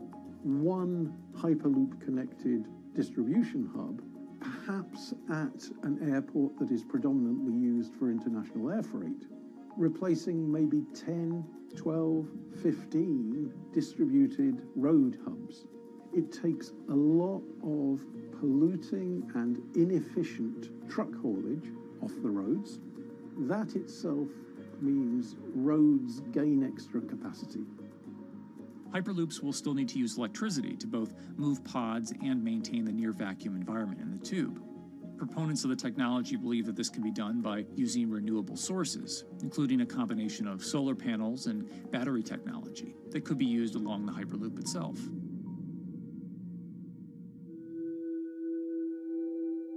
But even with all multipliers of time and carbon emission savings that a Hyperloop network may provide, the investment capital required to actually build such a network becomes even more economically and politically daunting. Committing doesn't mean spending billions on day one. Committing means, how do we phase it?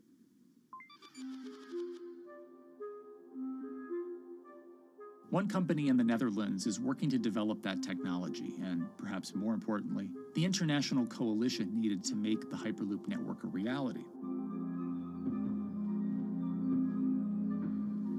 So we are here in Europe's first full-scale Hyperloop test facility, where we can already prove every conceptual technology of the Hyperloop. This is Tim Houter, a co-founder and CEO of Hart Hyperloop, headquartered in the city of Delft.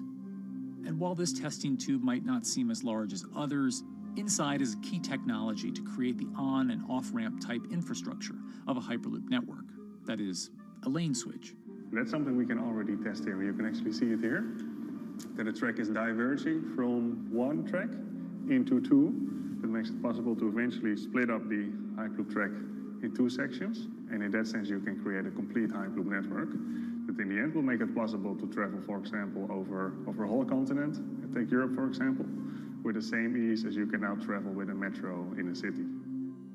The nice thing about this magnetic levitation system that we've developed is that there's absolutely zero moving components in the track. So, for example, if you have to do a lane switch, all you do is that the tube basically splits up, and statically the tracks also split up. And whenever the vehicle enters a switch, it either pulls itself to the right with its magnets, or it pulls itself to the left with its magnets.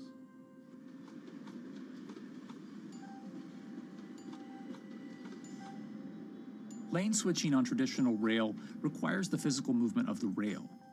Even modern magnetic levitation tracks use lane switching techniques in order to transfer trains from one track to another. And this is a very crucial element, because this is the thing that limits the capacity and, in the end, the usefulness of the rail network. Because the moment that a track is switching, that means that at that moment you are creating an unsafe environment for the trains behind it. So you need a lot of space between trains. In a Hyperloop, because you have no moving components in the track, all the vehicles can be much closer to each other. You can achieve a very high frequency and basically have your vehicles moving and merging in and out of the network very much like a highway. For now, though, Hart's physical testing has been limited by the size of their tube. Because the test track is only 30 meters long, they haven't tested this lane switch at speeds greater than 20 kilometers per hour. However, the company is working to build a new test site where it plans to increase that testing speed to 300 kilometers per hour. We're now in a phase where we have proven most of the most important technologies in the test facilities that we already have. And we have also demonstrated the viability and the feasibility of a network. If you look at all the subsystems that it consists of, most of those are proven systems, already demonstrated in lab conditions. So we don't really believe that The technology itself is going to be the biggest challenge. Because for all Hyperloop companies out there, actually building a Hyperloop system requires more than just a good product. We're talking about the safety aspects, we're talking about integration into the environment, we're talking about the social aspects. Do people feel comfortable traveling in such a system? So it's about all these different aspects, and the complexity is really getting all the different stakeholders that are relevant and that do need to contribute to bring this to market, to get them all following the same roadmap.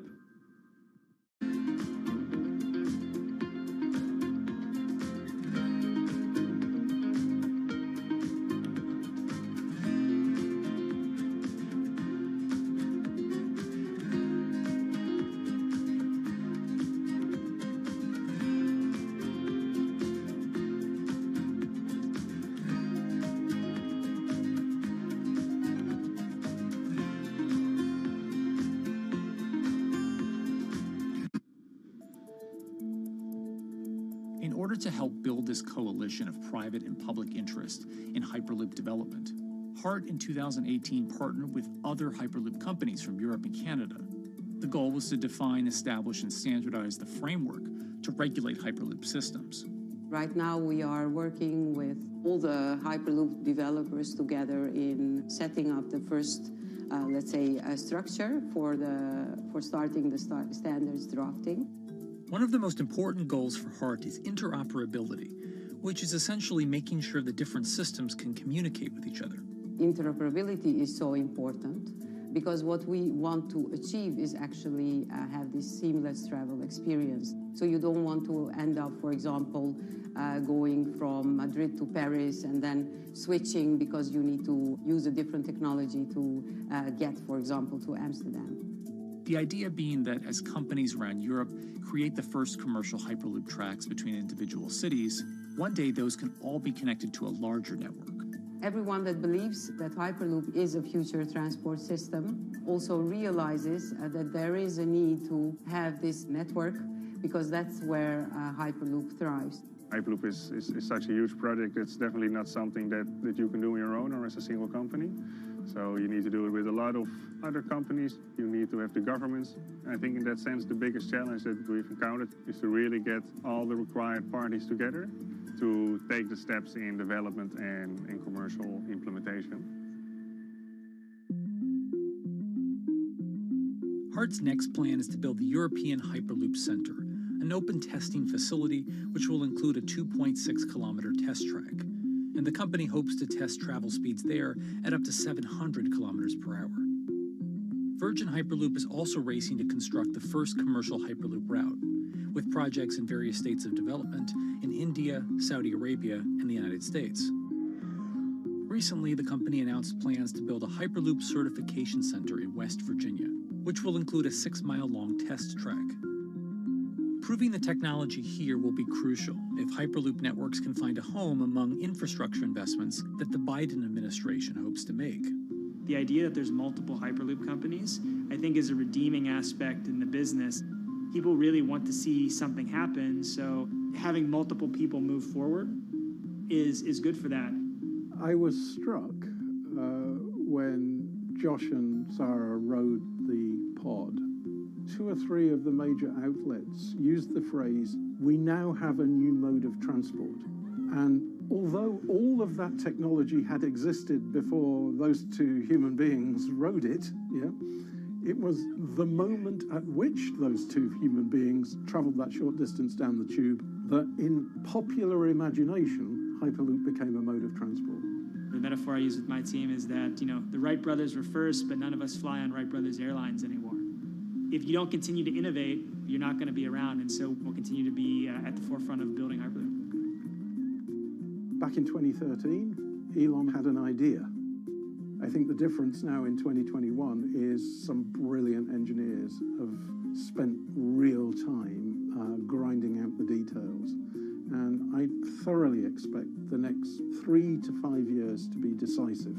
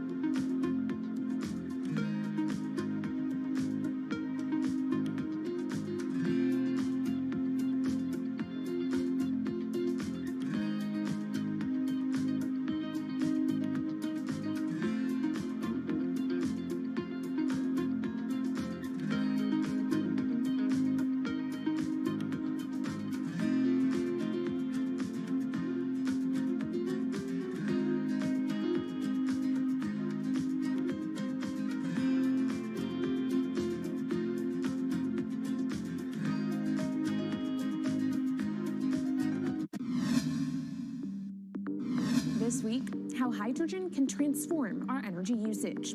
We'll look at why the universe's most abundant element could be a game changer in the climate revolution. Hydrogen technologies are not new. They are used in other sectors. We use them in space, on our rockets, and we don't need the laws of physics to change to be able to use hydrogen on our planes. From iron ore to green hydrogen, one of Australia's richest men tells us about his pivot to sustainable energy. Let's take action. It's practical, it's implementable. Let's do it now. Plus, the hydrogen revolution. We'll speak with the CEO of Italian utilities firm Snam about his new book and how green hydrogen could be competitive within 5 years. Costs are coming down and people are waking up to the fact that it's the only way to decarbonize certain sectors. From Bloomberg's global headquarters in New York, I'm Kaylee Lyons, and this is Bloomberg Green.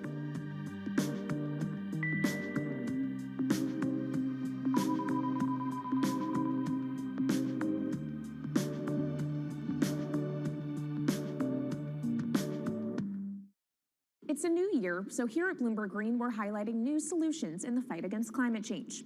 And one of those is as old as the universe itself, hydrogen. It's the simplest element around, but could well be a game changer when it comes to turning around our dependence on fossil fuels. Today, hydrogen is used in the chemicals industry to produce petroleum products. It's also starting to be used in steel production, an industry under a lot of pressure to decarbonize. But it has far more uses as well, from powering cars to heating our homes. And Bloomberg New Energy Finance sees a seismic shift in the sector in the next 10 years as green hydrogen squeezes out dirtier alternatives. So-called gray hydrogen dominates today. But as renewable electricity gets cheaper and more accessible, so will green hydrogen. In this week's edition of Bloomberg Green, we'll explore what this push into hydrogen means for tackling climate change. We'll hear from Australian billionaire Twiggy Forrest about his pivot from iron ore to hydrogen, and we'll also speak with the CEO of Italian utility company Snam about his book, The Hydrogen Revolution. But first, what are we using hydrogen for? And why does it actually matter? Christine Lee Edwards explains. Hydrogen, the most plentiful element in the universe. On Earth, we find it mostly bonded to oxygen in the form of water, or in other gases known as hydrocarbons. Hydrogen gas, H2, burns hot and clean, making it an attractive tool in the race to net zero. But isolating hydrogen from other elements is no easy task. Today, the cheapest way to do this is via chemical processes that break up natural gas. This releases a lot of carbon dioxide. Another method is to use electricity to split water molecules in a process called electrolysis. Although there is no carbon byproduct, a lot of electricity is needed. And if this power comes from burning coal or gas, it negates the zero emissions goals of using hydrogen to begin with. Hydrogen produced in this way, powered by fossil fuels, is called gray hydrogen. If carbon capture and storage is used together with fossil fuels, then it becomes blue hydrogen. If nuclear power is used, it's called pink. And finally, green hydrogen is when it's produced via electrolysis and powered from renewable sources. This method is considered emissions-free. It's predicted that by the early 2030s, H2 made from renewables will be cheaper than that made from fossil fuels. But that hinges on the cost of electrolysis declining, which will be achieved through larger projects and an expansion of manufacturing. To be clear, vast amounts of H2 are already used today.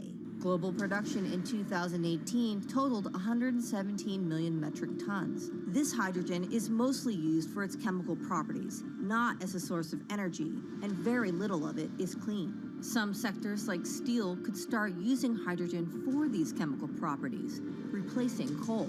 Industries like cement and glass may also use hydrogen as a source of heat. Another advantage is its energy storage potential. It can be stored over long periods of time and used when more power needs to be added to the grid. It also could hold an advantage over batteries in heavy transport and shipping. The promise of hydrogen for energy has been around since at least 1874, when Jules Verne wrote about it in his book, The Mysterious Island. But the future of hydrogen will depend on policy. Countries with net zero targets, carbon pricing, and hydrogen strategies with investment mechanisms are likely to see the highest H2 demand.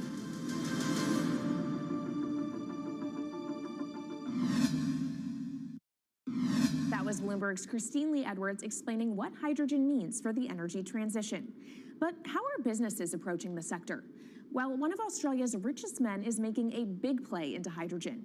Andrew Forrest, better known as Twiggy, made his fortune from iron ore, being the chairman, former CEO, and major shareholder in Fortescue Metals, one of the world's biggest miners.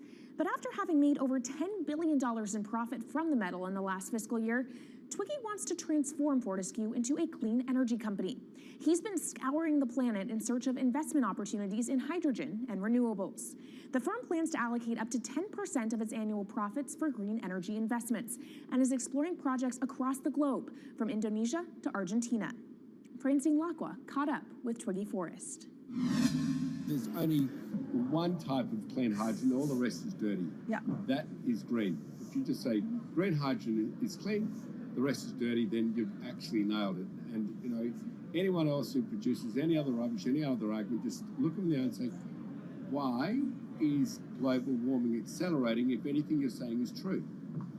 And then you'll know, actually, it's greenwashing. Yeah, but there's a lot of greenwashing because I keep on being told it's a transition. We can't just, make the transition at a click of a finger. So what are we doing wrong? What can we do better? I don't remember the personal computer having to transition the typewriter. I really don't remember that. I don't remember the smartphone having to transition the pocket calculator and the old landline.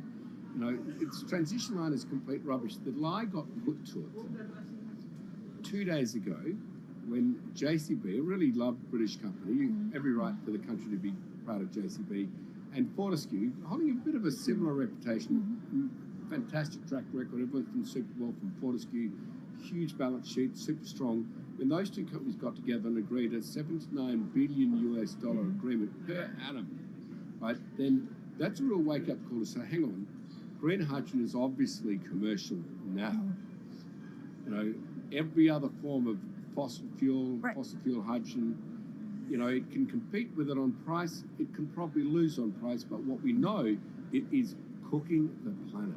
And only green hydrogen, zero methane, zero carbon in the supply chain. Don't worry about the molecules in the supply chain. But at the moment, we're not even phasing out coal, if you look at the G20 communique. So we have a long way to go to talk about only using green hydrogen. Yeah, so look, I have a call, which I'd like to make now, that the world should not fund any more coal-fired power stations, coal mining projects, ever. We should wind them down as quickly as possible because they are cooking the planet just like grey and blue hydrogen is cooking the planet. Yeah. You know, hydrogen, which is not made from renewable electricity, is releasing 10 to 16 times more carbon, let alone the methane, which is worse, than it is hydrogen. So we've just got to stop doing things which are self-harming under the guise of greenwashing. So why are leaders so slow? Even if you look at the appetite for ESG investments, they're growing exponentially, so are emissions. So where are we allocating capital? Okay, so take the recent G20. There's probably a reason why there wasn't strong action coming out of the G20 because people were not aware that major transactions between large companies were taking place now on green hydrogen, that actually this pollution-free all the way through the supply chain fuel was now being transacted at multi-billion-dollar scale. If they'd known that, I don't believe any sovereign leader or any energy minister or climate change minister could not take ultra seriously that green hydrogen is now here to stay. It's broken through.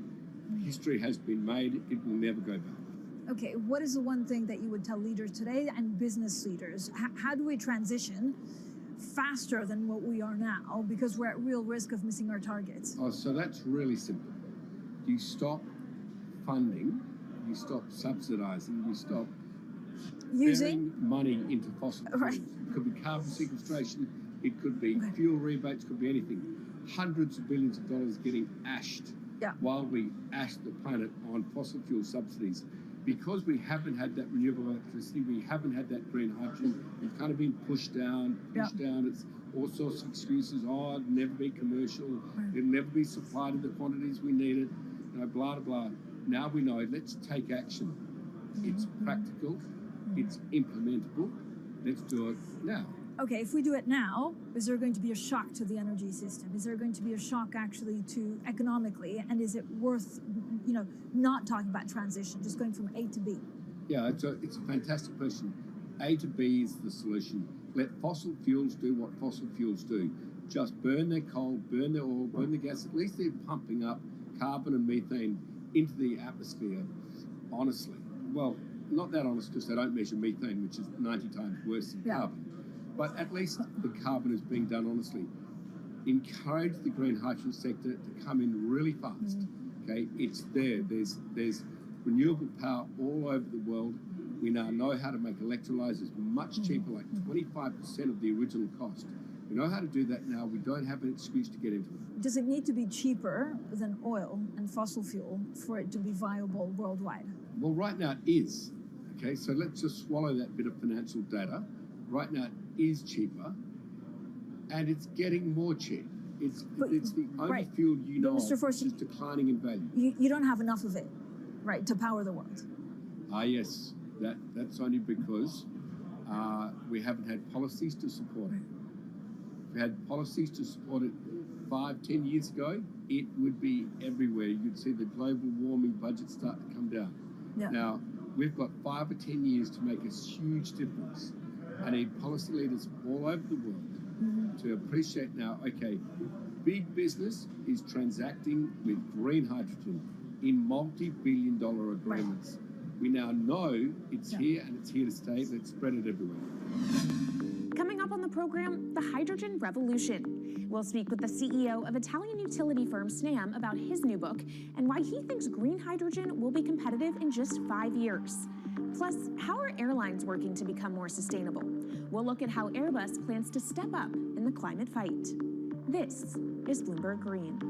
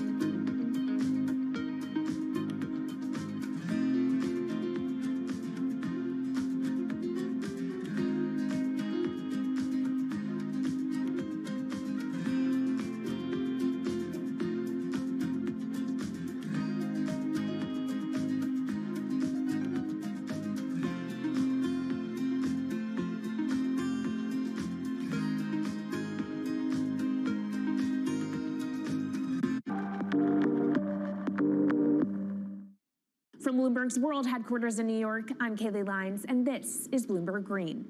What will the world look like in 2050? Will global temperatures have stabilized, electric vehicles be abundant, and solar and wind power homes around the world? According to Marco Alvera, the CEO of Italian energy company Snam, that vision of the future could be a reality, and he says that hydrogen will pave its way. As he tells it in his new book, The Hydrogen Revolution, Alvera's moment of reckoning came in November 2018 when he tasked the Snam Scenarios team with studying how Europe could reduce its CO2 emissions to zero by 2050. Looking through the results of the study, Alvera said he was struck by how much hydrogen was in Europe's energy mix by that year. Beyond the abundance of hydrogen, the SNAM model also predicted that it would be the cheapest form of decarbonized energy for many sectors, and that it could be cheaper than today's prices for oil, coal, and nuclear power. Our Maria Tadeo spoke with Alvera at COP26. It's happening all very fast. We see the cost of hydrogen coming down a lot. Hydrogen will play a big role in the energy mix. I don't know if it's going to be 15 or 25% of a fully decarbonized energy system, but it's going to be big. Costs are coming down, and people are waking up to the fact that it's the only way to decarbonize certain sectors, so-called hard-to-abate sectors. And you say it's the only way and the costs are coming down. Where do you see prices moving? Because a lot of the reticence at times has to do with the pricing, that some argue, well, it's still not the cheapest option on the market. So when I was first working in hydrogen in 2004, it was costing $1,000 per megawatt hour. 2010, $600. Today, $100, and we see it going down to $50 in 5 years' time, and to going down to $25 per megawatt hour in the next 10 years or so, which is a quarter of where it is today. That's really because renewable energy, and we're talking green hydrogen here, renewable energy costs are falling, but the cost of making the electrolyzer, which is the kit that you use to convert solar or wind energy and water into hydrogen, the cost of this kit is falling a lot because it doesn't really exist on an industrial scale. So as we build up capacity, we industrialize it, we standardize it, and we squeeze costs out. That's really the cost trajectory. And for that, of course, you need demand, however, for governments and also institutions to kind of buy into this idea that it is the future and we want to invest and create infrastructure. What are they telling you? When you speak to governments, when you speak to officials, are they keen on this? They're very keen. So the Department of Energy shares our view in the States of getting to below $1 a kilo, which is $25 a megawatt hour. The European Union has a hydrogen strategy, which is very clear, and several member states have the same. Chile wants to export a lot of hydrogen. China's big on hydrogen. Australia is very big on hydrogen. Japan is blending already hydrogen. So I would say the world is now really focused on this because it's the only way to store energy for a long period of time economically is to convert it into either a liquid or a gas. And of course, you talk about the price, but the other big component is the volume. You know, how big can you go? Where do you see that on a time scale? So wherever it's sunny or windy, you can produce very cheap hydrogen eventually.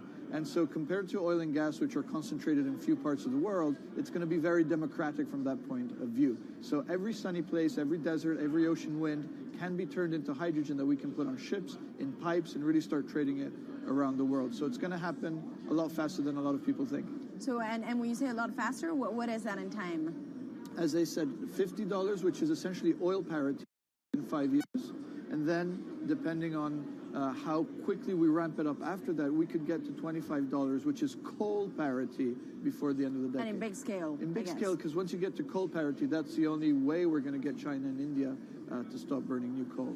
We have businesses in China and in India, and I see a lot of hydrogen development, a lot of renewable development in both countries. The India announcement was incredibly strong on 2030. Some people were upset about the 2017 net zero deadline, but when it comes to 30, he announced a big commitment to get to 50% renewables. Were you surprised by it? I was surprised that they would make it so explicit, and even the net zero is a big thing for them. And so I think it will happen faster than 2070 because of the falling cost of renewable and hydrogen. India's burning 80 gigawatt of oil, of diesel, to keep the lights on. So there's an immediate opportunity there, and we're very interested in working that country. And with regards to China, perhaps the fact that we haven't really seen them active, I guess the diplomats are working on this, but we haven't really seen the leadership. It's going to be technology, it's going to be industry. I think China has committed to a net zero, which is very important. At the G20, China was clearly behind the 1.5 degrees. So I think a lot has been achieved between the G20 and COP, and I think what's really important is to see in the coming years how quick. It's in our hands to make part of this happen in 5 years, or it could otherwise happen in 15, 20 years. It's about building the project. The capital is there. We saw how many trillions of dollars are already committed. What's missing is really the projects, and that's where companies like us step in. Marco Alvera, CEO of SNAM there, speaking with our Maria Tadeo. Let's turn now to the aviation industry. It's a big contributor to global greenhouse gas emissions, and it's under pressure to change that. In October, the International Air Transport Association, a trade body representing airlines, approved a target of achieving net zero emissions by 2050. To achieve that, many airlines in the US and Europe are looking to buy sustainable aviation fuel made from renewable sources like used vegetable oil. Initiatives like these are pushing plane makers to come up with some radical new aircraft that will eventually cater to our growing appetite for travel without hurting the environment. We took a look at how Airbus, the world's #2 aircraft manufacturer, is stepping up to the challenge. How long until we can fly emission-free? Airbus says it's more confident by the day it can be done by its 2035 target.